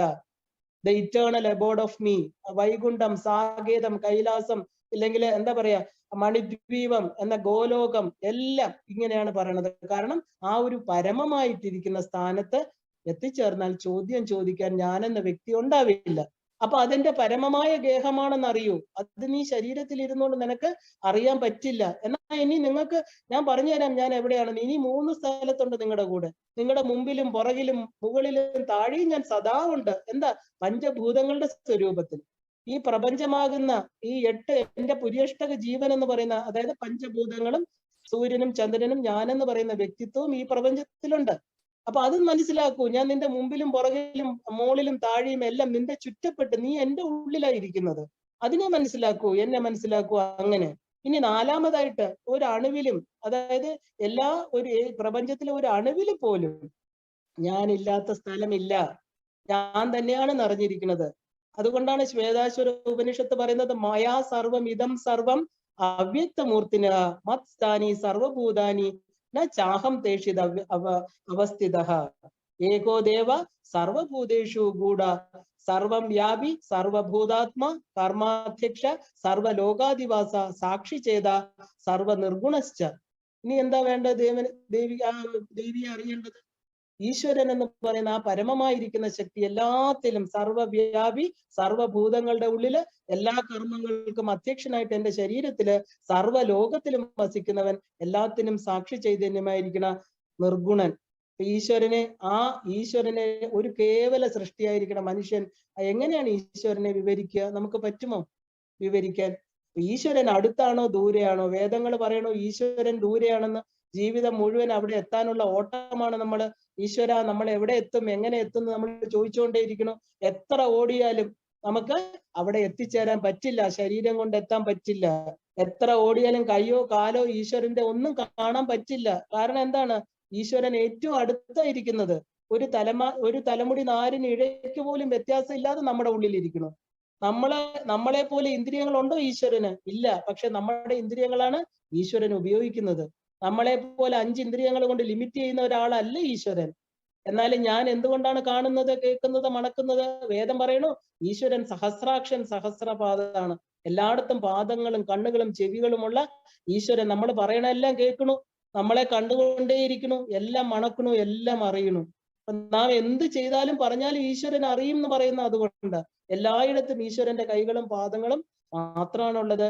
എല്ലാ ദ്വൈതങ്ങളും വജ്രം പോലെ കഠിനമായിരിക്കുന്നതും പൂ പോലെ മൃദുലമായിരിക്കുന്നതും ഈശ്വരനാണ്. പ്രളയ സമയത്ത് ഈ കഠിന ഹൃദയത്തോടെ എല്ലാത്തിനെയും തന്നിൽ ലയിപ്പിക്കുന്ന രുദ്രൻ തന്നെയാണ് ആ ഒരു ശുദ്ധ ഹൃദയത്തോടുകൂടി കരഞ്ഞ് പ്രാർത്ഥിക്കുമ്പോൾ ഒരു പൂവിന്റെ മൃദുലതയോടെ നമ്മളെ അനുഗ്രഹിക്കുന്നത്. അപ്പൊ ഈ ഡ്യുവാലിറ്റി രണ്ടും ഈശ്വരനാണ്. മേധ കൊണ്ട് നമുക്ക് അദ്ദേഹത്തെ അറിയാൻ പറ്റില്ല, ആ ഒരു ഈശ്വര ശക്തിയെ. കാരണം നമ്മുടെ എല്ലാവരും ഈശ്വരനെ കണ്ടിട്ടുണ്ട് അല്ലെ? എപ്പോഴായിരിക്കാം? നമ്മുടെ മുൻ ജന്മങ്ങളില്. കാരണം നമ്മൾ ഭൂമിയിൽ അനേകം പ്രാവശ്യം വന്നിരിക്കാം. ശ്രീകൃഷ്ണ ഭഗവാൻ 5000 വർഷങ്ങൾക്ക് മുമ്പ് ഈ ഭൂമിയിൽ 125 വർഷം ജീവിച്ചിരുന്നു. ആ സമയത്ത് നമ്മൾ ഉണ്ടായിരുന്നിരിക്കാം. രാമൻ 11,000 വർഷം ഇവിടെ ഉണ്ടായിരുന്നു എന്ന് പറയണു അല്ലെ? അപ്പോഴും നമ്മൾ ഉണ്ടായിരുന്നിരിക്കാം. പക്ഷെ നമ്മള് പരാശക്തി അല്ലെങ്കിൽ ദേവി ഈ അവതാരങ്ങളിലൂടെ വന്നതൊന്നും നമുക്ക് മനസ്സിലായില്ല. എന്താ മനസ്സിലാവാത്തത്? നമ്മളെ കണ്ടിട്ടും അറിഞ്ഞിട്ടും നമുക്ക് തിരിച്ചറിയാൻ സാധിച്ചില്ല. നമ്മുടെ കണ്ണുകൾ എന്തായിരുന്നു? ലൗകികമായിരുന്നു. ഈശ്വര സ്വരൂപത്തെ, ഡിവൈൻ നേച്ചർ കാണാൻ നമുക്ക് സാധിച്ചില്ല. നമ്മൾ രാമനെയും കൃഷ്ണനെയും ഒക്കെ നമ്മൾ ഈ മനുഷ്യരായിട്ട് കണ്ടു. അപ്പോഴും ജീവിച്ചിരുന്നു. അതുകൊണ്ട് മനസ്സിലാക്കാത്തതുകൊണ്ടാണ് വീണ്ടും ഈ കലിയുഗത്തില് നമ്മൾ ജന്മമെടുത്തത്. ഈ ഭൂമിയിലെ യാത്രക്കാരായിട്ട് നമ്മൾ വന്നിരിക്കുന്നത്. ഈ കലിയുഗത്തിലും ഇനിയും നമുക്ക് ജന്മം എടുക്കേണ്ടി വരുമായിരിക്കാം. കാരണം വേദങ്ങളിൽ ആകുന്ന അറിവിലൂടെ ജ്ഞാനത്തെ വിജ്ഞാനമാക്കിയ നമ്മുടെ സാധാരണ കണ്ണുകളെ, മാംസചക്ഷുസ്സുകളെ ജ്ഞാനചക്ഷുസ്സുകളാക്കിയ അല്ലെങ്കിൽ ദിവ്യ ചക്ഷുസ്സുകൾ നേടിയാൽ മാത്രമേ നമുക്ക് ഈശ്വരനെ കാണാൻ സാധ്യമാകൂ. അല്ലാതെ ഈശ്വരനെ തേടി നടക്കേണ്ട ആവശ്യമില്ല. ഈശ്വരനെ നമ്മൾ ശാസ്ത്രത്തിലൂടെ, അറിവിലൂടെ പഠിച്ചാൽ മതി. അമ്മയെ നമുക്ക് ദർശിക്കാൻ സാധിക്കണം അല്ലെ? അതാണ് അമ്മ നമുക്ക് തരുന്ന വാഗ്ദാനം. ആരാണോ എന്നെ കാണാൻ ആഗ്രഹിക്കുന്നത് അതിനായിട്ട് നമ്മൾ ശ്രമിക്കണം. ശ്രമിച്ചാൽ തീർച്ചയായിട്ടും ഞാൻ വരും. എങ്ങനെ ശ്രമിക്കണം? ആരോടും വിദ്വേഷമില്ലാതെ സന്തോഷത്തോടെ ഒരു കുടുംബം പോലെ ആ ഒരു ശിവഭഗവാനായിരിക്കുന്ന അച്ഛനും പാർവതീ ദേവിയായിരിക്കുന്ന അമ്മയും ഭുവനത്രയങ്ങളിലെ ശിവഭക്തന്മാരും ചേർന്ന ഒരു വസുദൈവ കുടുംബകം അല്ലെ? ആ ലോകം എന്നിലുണ്ട്. അതുകൊണ്ടാണ് വേദമന്ത്രത്തിൽ ആദ്യം പറയുന്നത് സഹനാവവതു സഹനൗ പുനക്തു സഹവീര്യം കരവാവഹേ. സഹ എന്ന് പറയാൻ എന്താ? കൂട്ടായ്മയിലൂടെ എല്ലാവരിലും ഈശ്വരനെ കാണാൻ ശ്രമിച്ചാൽ നമുക്ക് തീർച്ചയായിട്ടും ഈശ്വരനിൽ പെട്ടെന്ന് എത്തിച്ചേരാൻ സാധിക്കും. കാരണം ഈ പറയുന്ന നമുക്കിനി പോട്ടെ, ഈശ്വരനെ നമുക്ക് വേദങ്ങൾ പഠിച്ചറിയാൻ പറ്റില്ല. ഇനിയിപ്പോ എന്താ നമ്മൾ അറിയേണ്ടത്? ഒരു മന്ത്ര ഉപദേശം അല്ലെങ്കിൽ ഗുരു സാധന, ഈ 3 വിഷയങ്ങൾ നമ്മൾ അറിഞ്ഞിട്ട് വേണം പ്രവേശിക്കാൻ. കാരണം ഏറ്റവും എളുപ്പമുള്ളത് നമ്മുടെ ശരീരത്തിലൂടെ ഈശ്വരനെ മനസ്സിലാക്കുന്നതാണ്. അതിനാണ് നമ്മൾ മന്ത്രോപദേശവും ഗുരുവും സാധനയും സ്വീകരിക്കുന്നത്. ഒരു മനുഷ്യന്റെ ജീവിതത്തിലെ ഏറ്റവും പ്രധാനപ്പെട്ട 2 ഭാഗങ്ങളാണ്. ഒന്ന് സദ്ഗുരുവും ഒന്ന് സദ്ദാരം. ദാരം എന്ന് പറഞ്ഞാൽ ഭാര്യ ഭർത്താവ്. അവന് കിട്ടുന്ന നല്ല ഗുരുവും അവന് കിട്ടുന്ന നല്ല ജീവിത പങ്കാളിയും അവന്റെ ജന്മങ്ങളെ നിശ്ചയിക്കണം. അവന്റെ പൂർവ്വജന്മ പുണ്യപാപങ്ങൾക്കനുസരിച്ച് മാത്രമേ ഇത് രണ്ടും കിട്ടുള്ളൂ എന്ന് എല്ലാ ശാസ്ത്രങ്ങളും പറയുന്നുണ്ട്. ആത്മീയ പാതയിൽ ഏറ്റവും വേണ്ടത് എന്താണ്? ഒരു സദ്ഗുരുവാണ്. ഇല്ലെങ്കിൽ നമ്മൾ തെറ്റായ വഴിയിലൂടെ സഞ്ചരിച്ച് ജീവിതം, ആ ഒരു മനുഷ്യ ജന്മത്തെ നമ്മൾ ഇല്ലാതാക്കും, വെറുതെ നഷ്ടപ്പെട്ടു പോകും. അതുപോലെ ജീവിതയാത്രയിലെ സാധനയിൽ സഹായിക്കുന്നത് നല്ല ഭർത്താവോ ഭാര്യയോ ആയിരിക്കും അല്ലെ? അല്ലെങ്കിൽ നമുക്ക് ജീവിതത്തിൽ പൂർണ്ണത ലഭിക്കില്ല. മാത്രമല്ല ആ ഒരു എന്താ പറയാ, ആ ഒരു ദാനം എന്ന് പറയുന്നത് സദ്ഫലത്തെ കൊടുക്കും. ഏത് മന്ത്രദീക്ഷയും നമ്മൾ ഭാര്യാസമേതനായിട്ട് അല്ലെങ്കിൽ ഭക്ത സമേതനായിട്ട് വേണം എടുക്കാൻ എന്ന് പറയും. കാരണം അപ്പോ നമുക്ക് ഈ സാധന പൂർണ്ണമായിട്ട് ചെയ്യാൻ സാധിക്കും. അപ്പൊ ഭാര്യയും ഗുരുവും പൂർവ്വജന്മ പുണ്യം കൊണ്ടാണ് ലഭിക്കുന്നതെന്ന് പറഞ്ഞാല് പണ്ട് കാലത്ത് ഒരു ഗുരുവിനെ സേവിച്ച് അർഹത നേടിയാൽ മാത്രമേ ഗുരു തീരുമാനിക്കും ഏത് മന്ത്രം കൊടുക്കണം എന്ന്. നമ്മൾ ചോദിച്ചു വാങ്ങുന്നതും പാകപ്പെടുമ്പോൾ പ്രകൃതി തന്നെ നമുക്ക് ഗുരുവിലൂടെ ഗുരുവിനെ അടുത്തെത്തിക്കുന്നതും രണ്ടും രണ്ടാണ്. ഉപാസകൻ പക്വമാകുമ്പോൾ ഗുരു തന്നെ നേരിട്ട് കൊടുക്കുന്ന ഉപദേശമാണ് ഏറ്റവും ശ്രേഷ്ഠമായിരിക്കുന്നത്. അപ്പൊ അതുകൊണ്ടാണ് ഹരിനാമ കീർത്തനം പറയുന്നത്, തത്വത്തിനുള്ളിൽ ഉദയം ചെയ്തിടുന്ന പൊരുൾ എത്തിയിടുവാൻ ഗുരുപദാന്തെ ഭജിപ്പവന് മുക്തിക്ക് തക്ക ഒരു ഉപദേശം തരും ജനനമറ്റിയിടും എന്നറിയുക നാരായണ. നമുക്ക് എപ്പോഴാണോ ഈ ഈശ്വരനെ വേണം എന്ന് തോന്നുമ്പോ ആ പ്രകൃതിയിൽ നിന്ന് നമുക്ക് ഗുരുവിനെ ഈശ്വരൻ തരും. അതുകൊണ്ടാണ് ഈശ്വരനോട് ആവശ്യപ്പെടൂ എന്ന് പറയാൻ കാരണം. മന്ത്രസാധനയ്ക്ക് പക്വപ്പെട്ടാൽ മാത്രമേ ആ ഉപാസനാമൂർത്തിയും ഗുരുവും ആ വ്യക്തിയെ തേടി വരുള്ളൂ. എന്നാലേ ഉപാസന പൂർത്തീകരണം ഉണ്ടാവുകയുള്ളൂ. ഇല്ലെങ്കിൽ ഉപാസന ഉണ്ടെന്ന് പറയാന്ന് മാത്രം. ഇത് ഇന്ന് ഈ പറയുന്ന ഓൺലൈൻ മന്ത്രം കിട്ടുന്ന കാലമാണ് അല്ലെ. ഗുരുവിന്റെ സ്പർശം, ദർശനം എന്നിവയിലൂടെ വേണം ഉപദേശം ലഭിക്കാൻ. കാരണം ഒരു ഗുരുവിന്റെ അടുത്തിരിക്കുമ്പോൾ അവന്റെ പ്രാണശക്തി പോലും ഈശ്വരനെ നമുക്ക് തരുന്നു എന്നാണ്. അതുകൊണ്ടാണ് ഗുരു അന്തിക എന്ന് പറയുന്നത്. നമ്മുടെ സകല പൂർവ്വജന്മാർജിത സമിത്തുക്കളാകുന്ന പാപശേഖരങ്ങളെയെല്ലാം നമ്മുടെ ഉണങ്ങിയ വിറക് പോലെ ചിതഗ്നിയിൽ കൊണ്ട് ഇടുകയാണ്. അപ്പൊ ഈ ഈശ്വരനെ അറിഞ്ഞ ഗുരുവിന്റെ ശ്വാസത്തിലൂടെ നമുക്ക് ശുദ്ധീകരണം സംഭവിക്കുകയാണ്. അപ്പോ ഒരു യന്ത്രത്തിലൂടെ അല്ല മന്ത്രം കിട്ടേണ്ടത്, ജീവനുള്ള ഗുരുവിൽ നിന്ന് അദ്ദേഹത്തിന്റെ പ്രാണനിൽ പ്രതിഷ്ഠിച്ച ദേവത, അതിനെ നമ്മൾ ശ്വാസത്തിലൂടെയാണ് നമ്മൾ ശിഷ്യന് കൊടുക്കുന്നത്. അപ്പൊ ദേവതയുടെ ശക്തി പുറത്തേക്ക് പ്രസരിക്കുന്നത് പ്രാണനിലൂടെയാണ്. അതുകൊണ്ട് ഹംസ സോഹം, സോഹം ഹംസ എന്ന് നമ്മൾ പറയുന്നത് ഗുരുമന്ത്രത്തില്. ദേവി എന്ന ശക്തിയെ പാരമ്പര്യത്തിലൂടെ ഉപാസിച്ച് സ്വഗുരു പരമഗുരു പരമേഷ്ഠി ഗുരുവിലൂടെ പരാത്മ ഗുരു രൂപിണിയായിരിക്കുന്ന ദേവിയെ കിട്ടിയ വ്യക്തിക്ക് മാത്രമേ ആ ശക്തിയെ വേറൊരാൾക്ക് കൊടുക്കാൻ സാധിക്കുകയുള്ളൂ. ദീക്ഷയിലൂടെ മാത്രമാണ് അത് ലഭിക്കുന്നത്. ഒരു ഉപാസകന് തന്റെ ധർമ്മങ്ങൾ അനുഷ്ഠിച്ചുകൊണ്ടുള്ള ഉപാസനയാണ് വേണ്ടത്. ഏത് ഉപാസന വേണം, ഏത് തിരഞ്ഞെടുക്കണമെങ്കിലും ദേവിയുടെ അനുഗ്രഹം വേണം. കാരണം ചിത്തശുദ്ധി ഇല്ലാത്ത ആളെ ഏത് വഴി സ്വീകരിച്ചാലും ദേവതാ പ്രീതി കിട്ടില്ല. പൂർവ്വജന്മങ്ങളിൽ ഉപാസന ചെയ്താലേ ഈ ജന്മത്തിൽ ഉപാസന ചെയ്ത് മോക്ഷമാർഗത്തിൽ പോകാൻ നമുക്ക് വേണമെന്നൊരു ചിന്ത പോലും ഉണ്ടാവുള്ളൂ. എത്രയോ കോടി ജനങ്ങളുണ്ട്, എത്ര പേർക്ക് മോക്ഷം വേണമെന്ന് ആഗ്രഹമുണ്ട്, ചിന്തിച്ചു നോക്കൂ. അപ്പൊ ആ ചിന്ത പോലും ഉണ്ടാകണമെങ്കിൽ ഈശ്വരാനുഗ്രഹം വേണം. മുമുക്ഷത്വം വരാത്ത ആൾക്ക് ഒരു സാധനയും സ്വീകരിക്കാൻ സാധ്യമല്ല. ഒരു നല്ല അച്ഛൻ, ഒരു നല്ല അമ്മ, അവരുടെ ധർമ്മങ്ങൾ നന്നായിട്ട് ചെയ്ത് അതാ ചെയ്യുന്ന വ്യക്തിക്ക് മാത്രമേ ഈശ്വര ഉപാസന നമുക്ക് ചെയ്യാൻ പറ്റുള്ളൂ. കാരണം അവന്റെ ധർമ്മം എന്താണ്? അവന് ഗൃഹസ്ഥാശ്രമത്തിൽ അച്ഛൻ, അമ്മ ഇതൊക്കെ വളരെ ഉയർന്ന ധർമ്മങ്ങളാണ്. അപ്പൊ അത് നന്നായിട്ട് ചെയ്യുന്ന ഒരു വ്യക്തിക്ക് മാത്രമേ ഉപാസനാ മാർഗവും പൂർത്തീകരിക്കാൻ സാധ്യമാവുള്ളൂ. അതുകൊണ്ടാണ് ദമ്പതികളായിട്ട് ഉപാസന സ്വീകരിക്കണം എന്ന് പറയാൻ കാരണം. അപ്പോ ഈ ഒരു പരസ്പരം താങ്ങായിട്ട്, തണലായിട്ട് ഒന്നിച്ച് സഞ്ചരിക്കാൻ സാധിക്കുള്ളൂ. അപ്പൊ പരസ്പരം കോംപ്ലിമെന്റ് ചെയ്ത് ജീവിക്കാൻ സാധിക്കണം. ഈ കലിയുഗത്തിലെ മന്ത്രസാധനയും ഒരു ഫാഷനായിട്ട് മാറിയിരിക്കുകയാണ്. ദശമഹാവിദ്യകൾ അല്ലെങ്കിൽ ഷോഡശി വിദ്യ തുടങ്ങിയവയൊക്കെ നമ്മളിപ്പോ റോട്ടറി ക്ലബിൽ അല്ലെങ്കിൽ ലയൺസ് ക്ലബിൽ എന്താ പറയാ, അവിടെ മെമ്പറാണ് ഇല്ലെങ്കിൽ ഇവിടെ മെമ്പറാണ് എന്ന് പറയുമ്പോൾ ഒരു സ്റ്റാറ്റസ് സിമ്പലായിട്ട് തീർന്നിട്ടുണ്ട്. കാരണം മന്ത്രം കിട്ടിയാൽ ഉടനെ ചോദിക്കും, ശ്രീവിദ്യാ മന്ത്രമാണോ, ഷോഡശി കിട്ടിയോ, ഇല്ലേ, പൂർണ്ണദീക്ഷ കിട്ടിയോ എന്നൊക്കെ ചോദിക്കും. നമ്മുടെ വിചാരം എന്താ? നമ്മുടെ ഒരുപാട് കാര്യങ്ങൾ നേടിയിട്ടുണ്ട്, അതിൽ കൂടെ ഈശ്വരനും കൂടെ ഇരുന്നോട്ടെ, ആ ക്ലബിൽ ഞാൻ മെമ്പറാണ്, അല്ലെ, ഈശ്വരീയ ക്ലബിൽ കുറെ പേര് ഒരു ഗുരുവിന്റെ ക്ലബ് ഉണ്ടാക്കിയിട്ടുണ്ട്, അതിനകത്ത് മെമ്പറാണെന്ന് പറയാം. ഇത് സ്റ്റാറ്റസ് സിമ്പൽ അല്ല. ഇപ്പൊ ഗ്രന്ഥങ്ങൾ പറഞ്ഞിട്ടുണ്ട്, രാജ്യം കൊടുക്കാം, തല കൊടുക്കാം, ഷോഡശി മന്ത്രം കൊടുക്കരുത് എന്ന്. എന്താ കാരണം? ഇതുപോലെയുള്ള ഫോൾസ് പ്രസ്റ്റീജ്, തന്റെ ബാഹ്യമായിട്ടിരിക്കുന്ന കപട വേഷങ്ങളിൽ ധരിച്ചു പോകുന്നവർക്കൊന്നും മന്ത്രസാധന പറ്റില്ല. മന്ത്ര ഉപാസനയുടെ ലക്ഷ്യം എന്താണ്? ഭോഗമുക്തിയാണ്, അല്ലെ. ഈ ഭൗതിക സുഖങ്ങൾ മതിയം തോന്നി ദേവിയെ മാത്രം വേണം എന്നൊരു ചിന്ത വരുമ്പോഴാണ് നമുക്കത് മുക്തിക്ക് കാരണമാകുന്നത്. അത്രയും ദൃഢനിശ്ചയമില്ലാതെ ഭൗതികതയിൽ മാത്രം നിൽക്കുന്ന ഒരു വ്യക്തിക്ക് ഈ മന്ത്രദീക്ഷ കൊടുക്കാൻ പാടില്ല എന്ന് പറയണത് അതുകൊണ്ടാണ്. ഏത് മന്ത്രം ജപിച്ചാലും മോക്ഷം കിട്ടും, ഉറപ്പാണ്. ശ്രീവിദ്യാ മന്ത്രം തന്നെ വേണമെന്നില്ല. മോക്ഷം എന്നത് എന്താ? ശരിക്കും പറഞ്ഞ ഒരു ലിബറേറ്റഡ് സ്റ്റേറ്റിനെയാണ് നമ്മൾ മോക്ഷം എന്ന് പറയുന്നത്. അപ്പൊ ഏത് ദേവതയെ എടുത്താലും അവസാനം മോക്ഷം ലഭിക്കും കാലക്രമേണ. കാരണം ചെറിയ ദേവതയോ എന്താ പറയാ, വലിയ ദേവതയോ ഒന്നും അതിനകത്തില്ല. ചെറിയ ദേവതാ ഉപാസനകൾ പോലും അവസാനം പ്രധാന ദേവതയിൽ എത്തിക്കും. കാരണം ഒരു ഓഫീസിൽ ഒരു കാര്യത്തിനായിട്ട് നമ്മൾ ഒരു പ്യൂണിന്റെ അടുത്ത് ചെല്ലുന്നു എന്ന് പറയൂ. പ്യൂണിനെ നമ്മൾ എന്താ പറയാ, അവരെ പുകഴ്ത്തുന്നു, കുറച്ച് കൈമടക്കൊക്കെ കൊടുത്തിട്ട് പ്യൂണിനോട് പറയുന്നു, എനിക്ക് പ്രധാന ഓഫീസറെ ഒന്ന് കാണാൻ സഹായിക്കണം എന്ന്. പ്യൂൺ എന്ത് ചെയ്യും? തന്റെ കഴിവനുസരിച്ച് സഹായിക്കും, അല്ലെ. അവര് നമ്മൾ പറയുന്നത് സത്യമാണ്, ഇല്ലെങ്കിൽ നമുക്ക് ആഗ്രഹം ഉണ്ടെങ്കിൽ ഈ ചെറിയ ദേവതകളൊക്കെ എന്താ ചെയ്യുന്നത്? അവരുടെ കഴിവിനനുസരിച്ച് നമ്മളെ സഹായിക്കും, നമ്മളെ ആ ഒരു ആധ്യാത്മിക പാതയിലേക്ക് പോകാനായിട്ട്.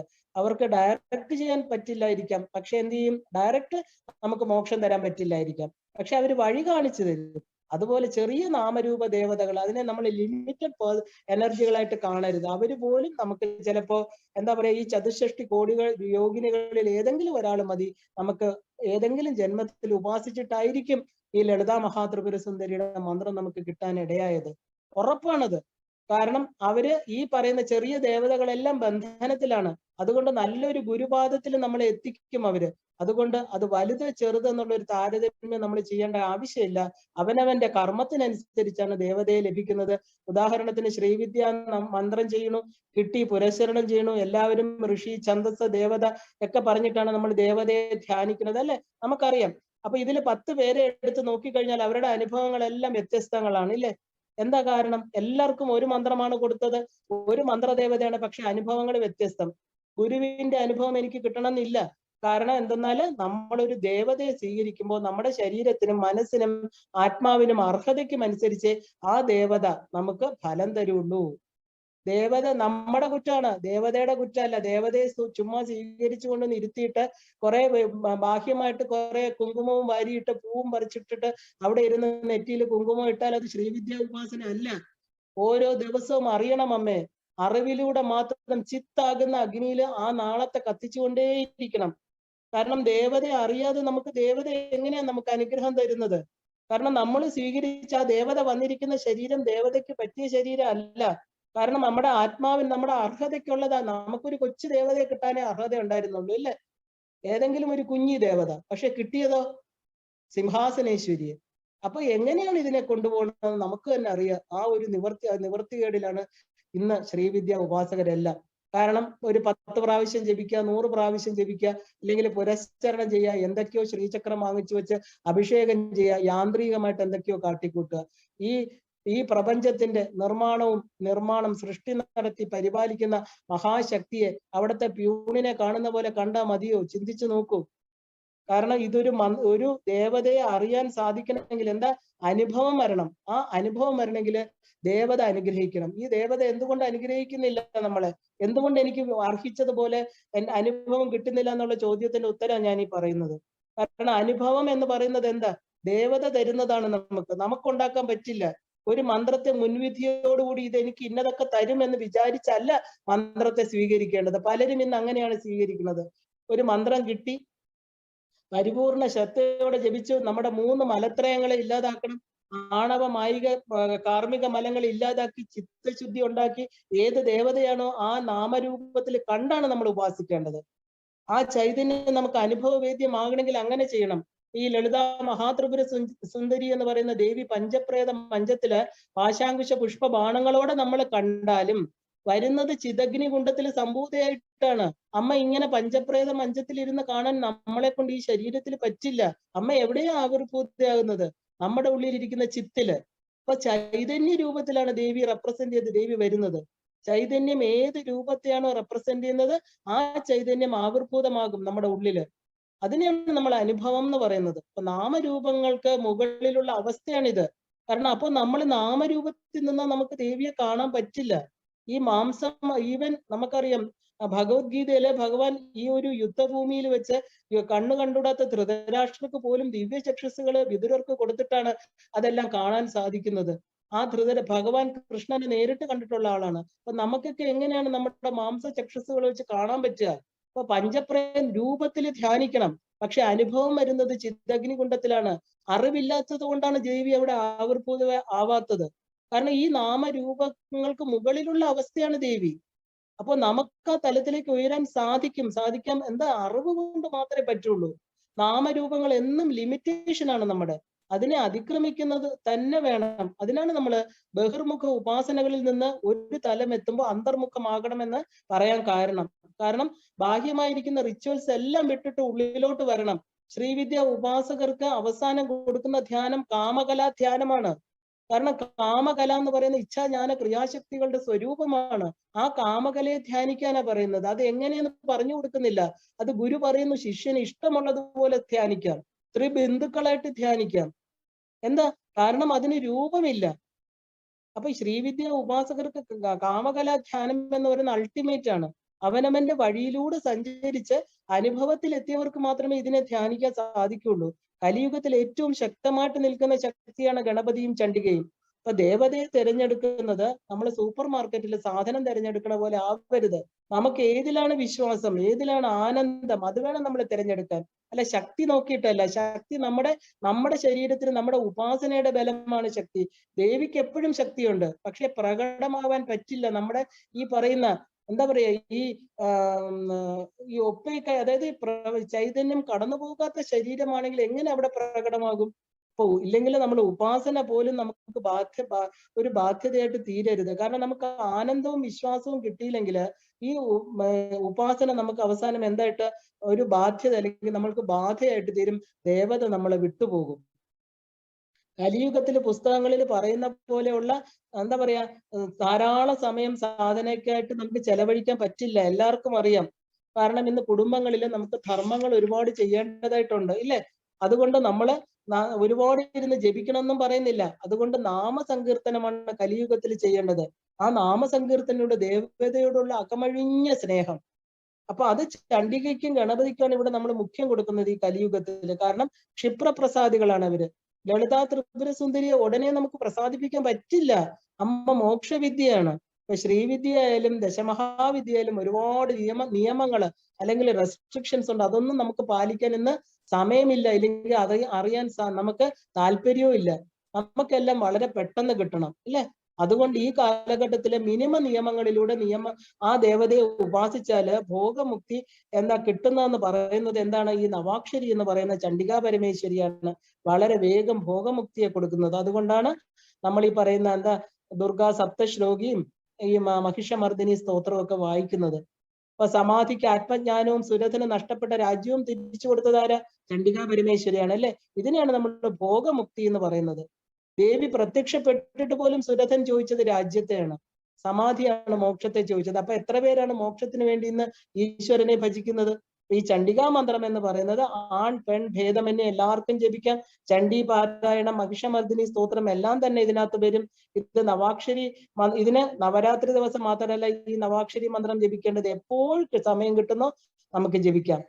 കാരണം ഇതില് ഈ ദേവിയെ എന്താ പറഞ്ഞ ഇന്ന ദേവി എന്ന് പറഞ്ഞിട്ട് വേണം നമ്മൾ സാധന ചെയ്യാൻ. കാരണം എന്താ? അപ്പൊ ദേവിയെ വേണം, അല്ലാതെ നമുക്ക് ഭോഗങ്ങൾ വേണമെന്ന് പറഞ്ഞിട്ടല്ല ദേവിയെ ഉപാസന ചെയ്യേണ്ടത്. എന്നാലേ നമുക്ക് ഭോഗമുക്തി കിട്ടുള്ളൂ. നമ്മൾ ചെയ്യുന്ന എല്ലാം കാര്യസാധ്യം അല്ലെങ്കിൽ കാമ്യകർമ്മങ്ങൾക്കാണ് മനുഷ്യരെല്ലാം ഉപാസന ചെയ്യുന്നത്. അപ്പൊ ഭോഗം മാത്രമേ കിട്ടുള്ളൂ. നമ്മൾ കാമ്യം എന്ന് പറഞ്ഞാൽ എന്താ? ആഗ്രഹങ്ങളല്ലേ? അപ്പൊ ഭോഗം മാത്രം ദേവി തരും, മുക്തി ചോദിച്ചാലേ തരുള്ളൂ. അപ്പൊ ദേവി ആരാണ്? മുക്തി സ്വരൂപിണിയായിട്ട് ഒരാളേ ഉള്ളൂ, ആ ലളിതാ പരമേശ്വരി. അമ്മ നമുക്ക് തരുന്നത് എന്താ? ഭോഗങ്ങളെല്ലാം അവരുടെ താഴെയുള്ള ദേവത, അമ്മയുടെ താഴെയുള്ള ദേവതകൾ തരും. ദേവി നമുക്ക് മുക്തി മാർഗത്തിൽ തരും. അതാണ് ആത്മവിദ്യ, മഹാവിദ്യ, ശ്രീവിദ്യ എന്നൊക്കെ പറയുന്നത്. ഈ കാളി, ലക്ഷ്മി, സരസ്വതി അവരെവിടെയാ ഇരിക്കുന്നത്? ഈ 3 ദേവതകൾ ചേർന്നാണ് നമ്മൾ നവാക്ഷരി മന്ത്രം എന്ന് പറയുന്നത്, അല്ലെ? നമ്മുടെ ഉള്ളിലാണ് അവരിയ്ക്കുന്നത്. ഈ 3 പേരും നമ്മുടെ ഉള്ളില് സദാ നമ്മുടെ കൂടെയുള്ള ശക്തികളാണെന്ന് തിരിച്ചറിഞ്ഞുകൊള്ളണം. എനിക്കിപ്പോ നിങ്ങളുടെ അടുത്ത് സംസാരിക്കാൻ സാധിക്കുന്നത് ഈ എന്റെ ഇച്ഛാശക്തി കൊണ്ടാണ്. എന്റെ ഉള്ളിലെ അറിവ്, അതാണ് ജ്ഞാനശക്തി എന്ന് പറയുന്നത്. സംസാരിക്കുന്നത് ക്രിയാശക്തി. ഈ 3 ദേവിമാരും സദാ നമ്മുടെ കൂടെ ഉണ്ട്. അവർ വേറെ എവിടെയോ ലോകത്തിരിക്കണവരല്ല. ഇവരുണ്ടെങ്കിലേ നമുക്ക് കർമ്മം പൂർത്തീകരിക്കാൻ സാധിക്കുള്ളൂ. ആഗ്രഹമുണ്ടെങ്കിലേ കർമ്മം ചെയ്യുള്ളൂ. ഭൗതികത്തിലും ആധ്യാത്മികത്തിലും ഒരേ എന്താ പറയാ രീതിയിലാണ്. കാരണം നമ്മുടെ ഇച്ഛയാണ് നമ്മളെ കർമ്മം ചെയ്യിപ്പിക്കുന്നത്, അല്ലെ? അപ്പൊ ഈ 3 ശക്തികളും നമ്മുടെ ദൈനംദിന ജീവിതത്തില് ഒരിക്കലും നമുക്ക് മാറ്റി നിർത്താൻ കഴിയില്ല. ഈ ജീവൻ അഥവാ പ്രാണനുമായിട്ട് എപ്പോഴും നമ്മൾ സംഗമം ഉണ്ടായിരിക്കണം. സത്തായിട്ടിരിക്കുന്ന നമ്മുടെ ഉള്ളിൽ സത്യമായിട്ടിരിക്കുന്ന വസ്തുവുമായിട്ട് എപ്പോഴും നമുക്ക് അതിന് നാമരൂപങ്ങൾ കൊടുത്ത് നമ്മൾ അതുമായിട്ട് ബന്ധപ്പെടണം. കാരണം എന്താ പറയാ, ആ ഒരു നാരായണനാകട്ടെ, അതിന് എന്താ ഒരു ശിവനാകട്ടെ, അല്ലെങ്കിൽ പരാശക്തി ആവട്ടെ, ആരും ആയിക്കോട്ടെ, പക്ഷെ സദാ അതുമായിട്ട് നമ്മൾ ഒരു ബന്ധം വച്ചോളണം. കാരണം ഇത് ഭഗവത്ഗീത വായിച്ചാലോ ഭാഗവതമോ നാരായണീയമോ വായിച്ച കിട്ടില്ല. അതിനാണ് മന്ത്രത്തിന് ഇത്രയും പ്രാധാന്യം കൊടുക്കുന്നത്. ആ ദേവതയുടെ മന്ത്രത്തെ സ്വീകരിച്ചു കഴിഞ്ഞ് ഈ സത്ത് എന്ന് പറയുന്ന ഉണ്മ അല്ലെങ്കിൽ അവബോധം 3 കാലത്തിൽ മാറാതെ നിൽക്കുന്നതാണെന്ന് അറിഞ്ഞുകൊണ്ട് സദാ നമ്മുടെ കൂടെയുള്ള ശക്തിയായിട്ട് കണ്ട് ഉപാസന ചെയ്യണം. നമ്മൾ ആദ്യം വേദത്തിലൂടെ ഈശ്വരനെ കണ്ടു, ഇപ്പൊ തന്ത്രത്തിലൂടെ നമ്മൾ ഈശ്വരനെ കാണുകയാണ്. അപ്പൊ നമുക്ക് ഉപാസനാ മൂർത്തിയായിട്ട് മന്ത്രവും ഗുരുവും ഉപാസനാ മൂർത്തിയെ ഒന്ന് തന്നെയാണ്. ഇത് മൂന്നും ഒന്നാണെന്ന് മനസ്സിലാക്കിക്കൊള്ളണം. ഇതാണ് ശാസ്ത്ര രഹസ്യം എന്ന് പറയുന്നത്. ഇതാണ് സത്യവും. കാരണം ഈ മൂന്ന് ഉപാധികളും ഈ സത്യത്തിന്റെ ഈ സത്യത്തിലാ ഊന്നി നിൽക്കുന്നത്. മന്ത്രം, ഗുരു, ദേവത. ഇപ്പൊ ഗുരു നമ്മുടെ ഉള്ളിലെ ദേവിയാണ് കാണിച്ചു തരുന്നത്. അവനവന്റെ സാധന എന്ന കർമ്മത്തിലൂടെ അവനവൻ ചെയ്തെങ്കിൽ മാത്രമേ അനുഭവം ഉണ്ടാവുള്ളൂ. വഴി കാണിക്കാൻ നമുക്ക് പിടിച്ചു നടത്താൻ സാധ്യമല്ല, അല്ലെ? അപ്പൊ അവര് കാണിച്ചു തന്ന വഴിയിലൂടെ നമ്മൾ നടക്കുക, അത് മാത്രമാണ് നമ്മൾ ചെയ്യേണ്ടത്. നമ്മൾ ഗുരുവാക്യത്തിന് പ്രാധാന്യം കൊടുക്കണം. നമ്മൾ ആ ഗുരുവാക്യത്തിന് പ്രാധാന്യം കൊടുത്തുകൊണ്ട് സംശയമില്ലാതെ പൂർണ്ണ മനസ്സോടെ ചെയ്യുന്നതിനെയാണ് നമ്മൾ ഉപാസന എന്ന് പറയുന്നത്. അപ്പൊ ബാഹ്യമായിട്ടുള്ള പൂജയുടെ പൊരുൾ അറിഞ്ഞാലേ യഥാർത്ഥ ഉപാസന നമുക്ക് തുടങ്ങാൻ പറ്റൂ. ബാഹ്യപൂജകൾ ഒന്നും ഉപാസനയല്ല. യഥാർത്ഥ ഉപാസന ബാഹ്യപൂജകൾ കഴിയുമ്പോഴാണ്. ഇല്ലെങ്കിൽ നമ്മളൊരു ടേപ്പ് റെക്കോർഡറിനെ പോലെ ആയിത്തീരും. എന്താ ടേപ്പ് റെക്കോർഡർ ചെയ്യണത്? എത്ര കാലമായിട്ട് കോവിലിൽ അത് വെക്കുന്ന, എന്നും പാട്ട് പാടിക്കൊണ്ടിരിക്കുകയല്ലേ. നമ്മുടെ വീട്ടിലാണെങ്കിലും അത് ദേവി മഹാത്മ്യം പറയണു, സൗന്ദര്യ ലഹരി പറയണു, മന്ത്രങ്ങൾ ചൊല്ലണു, അതിങ്ങനെ റിപ്പീറ്റ് ചെയ്തുകൊണ്ടേയിരിക്കണം. എന്നാ അതിന് മോക്ഷം കിട്ടണുണ്ടോ? എന്താ അതിന് മോക്ഷം കിട്ടാതിരിക്കാൻ കാരണം? അതിൽ ജീവനില്ല, അല്ലേ? അപ്പൊ നമുക്കോ, നമ്മൾ ടേപ്പ് റെക്കോർഡറാണോ ഇങ്ങനെ മന്ത്രം ജപിച്ചുകൊണ്ടേയിരിക്കാൻ? കാരണം അതിന് ജീവനില്ലാത്തതുകൊണ്ട് മോക്ഷം കിട്ടുന്നില്ല. അത് റെപ്പറ്റീഷൻ ആണ് ചെയ്യുന്നത്. അപ്പൊ നമ്മൾ ഉപാസകര് 99% യാന്ത്രികമായിട്ട് ചുമ്മാ മന്ത്രങ്ങൾ ജപിച്ചുകൊണ്ടിരിക്കുന്നു. അത് പോരാ. മന്ത്രം പറഞ്ഞുകൊണ്ടിരിക്കുന്നതല്ല, മനസ്സ് എവിടെയോ പോകുന്നു. മനസ്സ്, മന്ത്രം, നമ്മുടെ ഇമോഷൻസ്, ഇതെല്ലാം എപ്പോഴാണോ ഒന്നു ചേരുന്നത് ആ കർമ്മത്തെ പൂർണ്ണതയിൽ എത്തിക്കുന്നതിനെയാണ് പൂർണ്ണ കർമ്മം എന്ന് പറയുന്നത്. അപ്പൊ ഈ പൂർണ്ണ കർമ്മം ചെയ്താലേ അനുഭവം ഉണ്ടാവുള്ളൂ നമ്മുടെ ഉള്ളില്. കാരണം നമ്മുടെ ഫോൺ ഓണാക്കി അടുത്ത് വെച്ചേക്കും, ഇല്ലേ? ഒരു ഗ്രൂപ്പിലാണെങ്കിലും തനിച്ചിരിക്കുമ്പോഴും എപ്പോഴും ഫോണിനെ നോക്കിക്കൊണ്ടിരിക്കും, അതിൽ അടിക്കുന്നുണ്ട്. അപ്പൊ എവിടെയാണ് നമുക്ക് കോൺസെൻട്രേഷൻ കിട്ടുക? എന്ത് മെസ്സേജ് വന്നു, ഞാൻ അയച്ചിട്ട് മറുപടി വന്നില്ലല്ലോ, എന്നെ ആരൊക്കെ വിളിച്ചു, ഇതാണ് മനസ്സ് വെമ്പുന്നത്. അപ്പൊ ഇവിടെ എങ്ങനെ നമുക്ക് ഈശ്വരനും ഗുരുവും നമുക്ക് ആ പൂർണ്ണ ഉപാസന ഉണ്ടാകും? അപ്പൊ ഈ നമുക്ക് പൂർണ്ണമാകാത്ത ഉപാസനാ മാർഗത്തിൽ വരുന്നതെല്ലാം നമ്മുടെ പ്രാരാബ്ധ കർമ്മമായിട്ട് ഈ ജന്മ മോക്ഷം കിട്ടില്ല, അടുത്ത ജന്മത്തേക്ക് മാറ്റിവെക്കും. കാരണം പൂർണ്ണമായിട്ട് ചെയ്യുന്ന ഉപാസനയ്ക്ക് മാത്രമേ ഈശ്വരനെ തരാൻ പറ്റുള്ളൂ. അതുകൊണ്ട് ബാഹ്യപൂജയിൽ ഇടുന്ന ഓരോ പൂവിലും നമ്മുടെ സ്നേഹം, ഭക്തി, വിശ്വാസം, വികാരം എല്ലാം നിറഞ്ഞു നിൽക്കണം. അമ്മ ഇത് അമ്മയ്ക്കായിട്ട് തരണു. പഞ്ചഭൂത നിർമ്മിതമായ ഈ ശരീരത്തിന് ഇത്രേ തരാൻ സാധിക്കുള്ളൂ. ഇത് അമ്മയുടെ പാദത്തിൽ ഞാൻ അർപ്പിക്കണു. ഇതായിരിക്കണം നമ്മുടെ ഭാവം. ഒരു നല്ല ഉപാസകൻ ചെയ്യേണ്ടത്. അല്ലാത്തതൊന്നും ദേവി സ്വീകരിക്കില്ല. വെറുതെ കരിക്കട്ടയിൽ നെയ്യൊഴിക്കണ പോലെയാണ്. അവിടെ ഹോമം എന്ന് പറഞ്ഞാൽ എന്താ? അവിടെ അഗ്നി ഉണ്ടായിരിക്കണം, അതിലെ ദഹിപ്പിക്കാൻ സാധിക്കുള്ളൂ. ഈ ഭാവമില്ലാതെ ഉപാസന ചെയ്തിട്ട് കാര്യമില്ല. നമ്മളിൽ കാര്യമായിട്ടുള്ള കാഴ്ചപ്പാടിൽ ഒരു വ്യത്യാസം വരാത്തത് അതുകൊണ്ടാണ്. ഇങ്ങനെ ഉപാസന ചെയ്യാതെ കുറെ മന്ത്രം സമയമാകുമ്പോൾ ഇരുന്ന് ജപിക്കും, അവിടെ എണീറ്റ് പോകും. കാരണം മാലാമന്ത്രം ജപിച്ച് കഴിഞ്ഞു, 10 മിനിറ്റ്, അല്ലേ? എവിടെ ഈശ്വരനെ കണ്ടു? കണ്ടില്ല. കാരണം നമ്മുടെ മനസ്സ് വേറെ എവിടെയോ ആയിരുന്നു. പക്ഷെ ജപിച്ചു കഴിഞ്ഞു. ഈ ഉപാസന, ഈ മാർഗം കൊണ്ടാണ് ഈ കലിയുഗത്തിൽ നമുക്ക് ഈശ്വരനെ കാണാൻ പറ്റാത്തത്, അറിയാൻ പറ്റാത്തത്. ദേവി ഞാൻ തന്നെയാണ്, എല്ലാറ്റിലുമാണെന്ന് പറയണു, എല്ലാം ഞാനാണെന്ന് ദേവി പറയണു. ആ അവസ്ഥയിലാണ് ദേവി ഇരിക്കുന്നത്, അല്ലെ? അപ്പൊ ലിബറേഷൻ എന്ന് പറഞ്ഞാല് മന്ത്രജപം കൊണ്ട് മാത്രമല്ല ഇത് കിട്ടുന്നത്. കാരണം രമണ മഹർഷിയൊക്കെ സഹജ സമാധിയിൽ ഇരുന്നത് ഉപാസനയൊന്നും സ്വീകരിച്ചിട്ടല്ല. പക്ഷെ സാധാരണക്കാരന് ഒരു മാർഗം വേണം, ഇല്ലേ? ദേവതയും ആവശ്യമാണ്. കാരണം നമ്മുടെ ഈ നാമരൂപ പ്രപഞ്ചത്തില് നമ്മുടെ മനസ്സ് 15 ദേവതമാരിൽ നിന്ന് നമ്മുടെ മനസ്സിന്റെ ഊർജം 15 ദേവതമാരിൽ പോവും. കാരണം മന്ത്രവും ദേവിയും, മന്ത്രം എന്ന് പറഞ്ഞ ദേവതാ രൂപമാണ്. ഈ പറയുന്ന എല്ലാ സങ്കല്പങ്ങളും ആ കടന്ന ഒരു അവസ്ഥ നമുക്ക് വന്നു ചേരണം. പ്രപഞ്ചത്തിലെ കാറ്റ്, മഴ, അഗ്നി ഇതൊക്കെ ഈശ്വര സൃഷ്ടിയാണെന്ന് നമുക്കറിയാം, അല്ലെ? അതുപോലെ ഈ മന്ത്രങ്ങളൊക്കെ ഉണ്ടാക്കിയത് ഓരോ ഋഷിമാരാണ്. ഋഷി, ഛന്ദസ്, ദേവത, അവരൊക്കെയാണ് ഈ ധ്യാന ശ്ലോകത്തിൽ അവരാണ് ദേവതയെ കണ്ടത്. അപ്പൊ ഏതോ ഒരു മനസ്സിൽ നിന്ന് വന്നതാണ്. എല്ലാവർക്കും അത് അംഗീകരിക്കാൻ സാധ്യമല്ല. അപ്പൊ ചണ്ഡിക എന്ന് പറയുന്ന ദേവി എന്തുകൊണ്ടാണ് നമ്മൾ ഈ വിശ്വത്തില്, അതായത് ഈ വിശ്വത്തിൽ മുഴുവനും ഈശ്വരനെ കാണുന്നവർക്ക് മാത്രമേ ചണ്ഡികയെ ഉപാസിക്കാൻ പറ്റുള്ളൂ, നമുക്ക് അനുഭവം കിട്ടുള്ളൂ. കാരണം മഴ എന്നാൽ എവിടെയാണ് നമുക്ക് എല്ലാം അറിയാം, അല്ലെ? അമേരിക്ക മഴ പെയ്താലും ഇന്ത്യയിൽ മഴ പെയ്താലും മഴ എന്താണെന്ന് അറിയാം. അപ്പൊ ശക്തി എന്താണെന്ന് അറിയണമെങ്കിൽ എന്ത് വേണം? മനസ്സിന് അപ്പുറത്തുള്ള ഒരു സത്യമാണ്, വാചാമ ഗോചരമാണ് ഈ ശക്തി.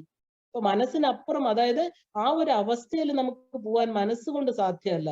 അപ്പൊ ഏത് ഉപാസകനും നാമരൂപത്തിന് മുകളിൽ പോയാലേ എന്ത് പറ്റൂ? ഡയറക്റ്റ് ആയിട്ട് അവിടെ എത്താൻ നമുക്ക് പറ്റില്ല. പോണം എന്ന് പറഞ്ഞാല് പോവാൻ പറ്റില്ല. അതുകൊണ്ടാണ് നമ്മൾ ഈ ശ്രദ്ധയെ ഒരു മൂർത്തിയിൽ വെക്കാൻ പറയുന്നത്. കാരണം അനേകം മൂർത്തികളിൽ നിന്ന് നമ്മുടെ മനസ്സിനെ പിൻവലിച്ചുകൊണ്ട് ഒരു മൂർത്തിയിലെ ഒരു രൂപത്തിലേക്ക് നമ്മൾ ഉറയ്ക്കണം. പിന്നെ നമുക്ക് ആ ദേവി തന്നെ നമ്മുടെ നിഷ്കള സ്വരൂപത്തിലേക്ക് തിരിച്ചു കൊണ്ടുപോകും.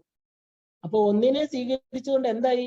നമ്മുടെ ഇഷ്ടമൂർത്തിയായിട്ട് ആ മൂർത്തിയാണ് നമ്മൾ ഇഷ്ടമൂർത്തി, സാധനാമൂർത്തി, ഉപാസനാമൂർത്തി എന്നൊക്കെ പറയുന്നത്.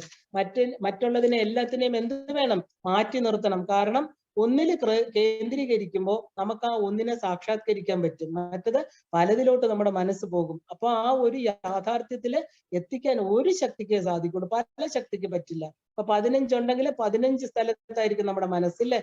അപ്പൊ ഒരു നാമം, ഒരു രൂപം, അതാണ് മന്ത്രം എന്ന് പറയുന്നത്.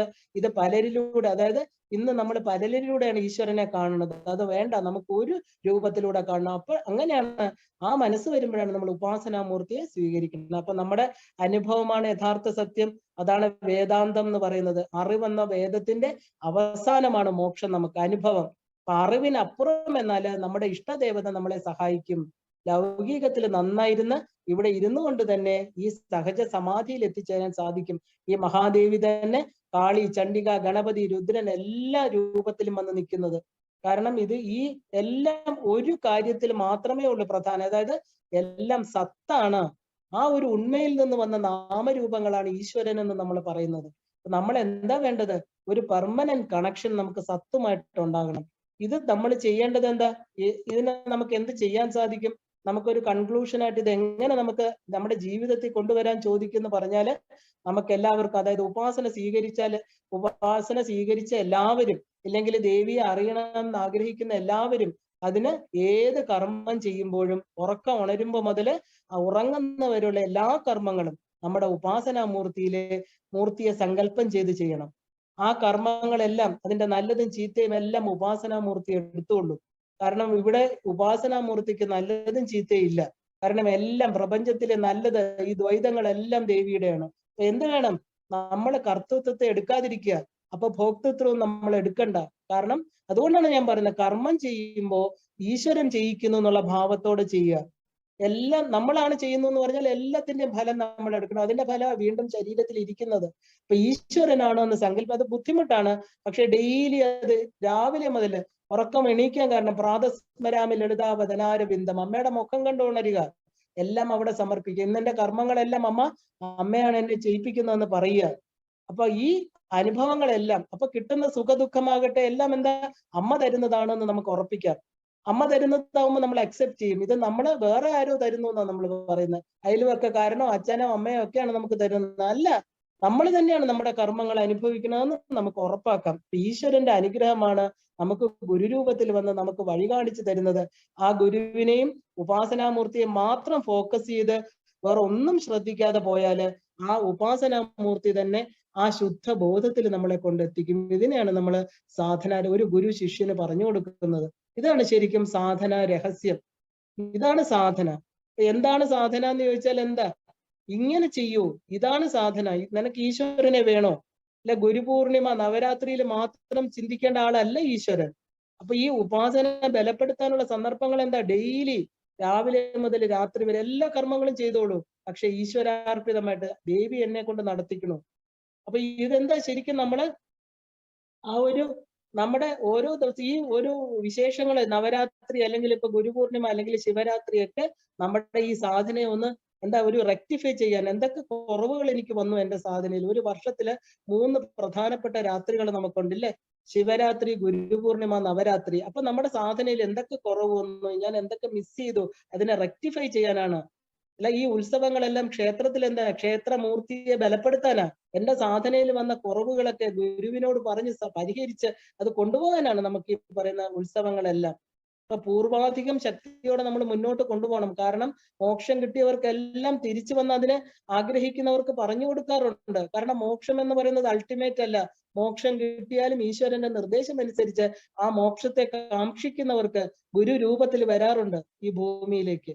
അപ്പോ അങ്ങനെ ആഗ്രഹിക്കുന്നവർക്ക് ആ വഴികള്, അതാണ് നമ്മുടെ ഗുരുമണ്ഡലം എന്ന് പറയുന്നത്. ഓരോ നിമിഷവും നമ്മുടെ ആയുസ് ആ ഒരു അൾട്ടിമേറ്റ് ഗോളും നമ്മൾ തീരുമാനിച്ചോളണം. കാരണം ആയുസ് ഒരു ഓട്ടയുള്ള കുടത്തിലെ ജലം പോലെയാണ്, അത് നഷ്ടപ്പെട്ടുകൊണ്ടേ ഇരിക്കണം. ഓരോ ദിവസവും നമ്മൾ മരണത്തിലേക്ക് അടുക്കുകയാണ്. കാരണം മരണം എന്ന് പറയുന്നത് ഭയപ്പെടേണ്ടതല്ല. ഈ ശരീരമാകുന്ന വസ്ത്രത്തെ ഉപേക്ഷിക്കേണ്ട സമയമാണ് മരണം. പക്ഷെ ഈ ശരീരത്തിൽ ഇരുന്നുകൊണ്ട് നേടേണ്ടത് നേടിയിട്ട് വേണം ഈ ശരീരത്തെ ഉപേക്ഷിക്കാൻ. അപ്പൊ അൾട്ടിമേറ്റ് ഗോൾ എന്താണ്?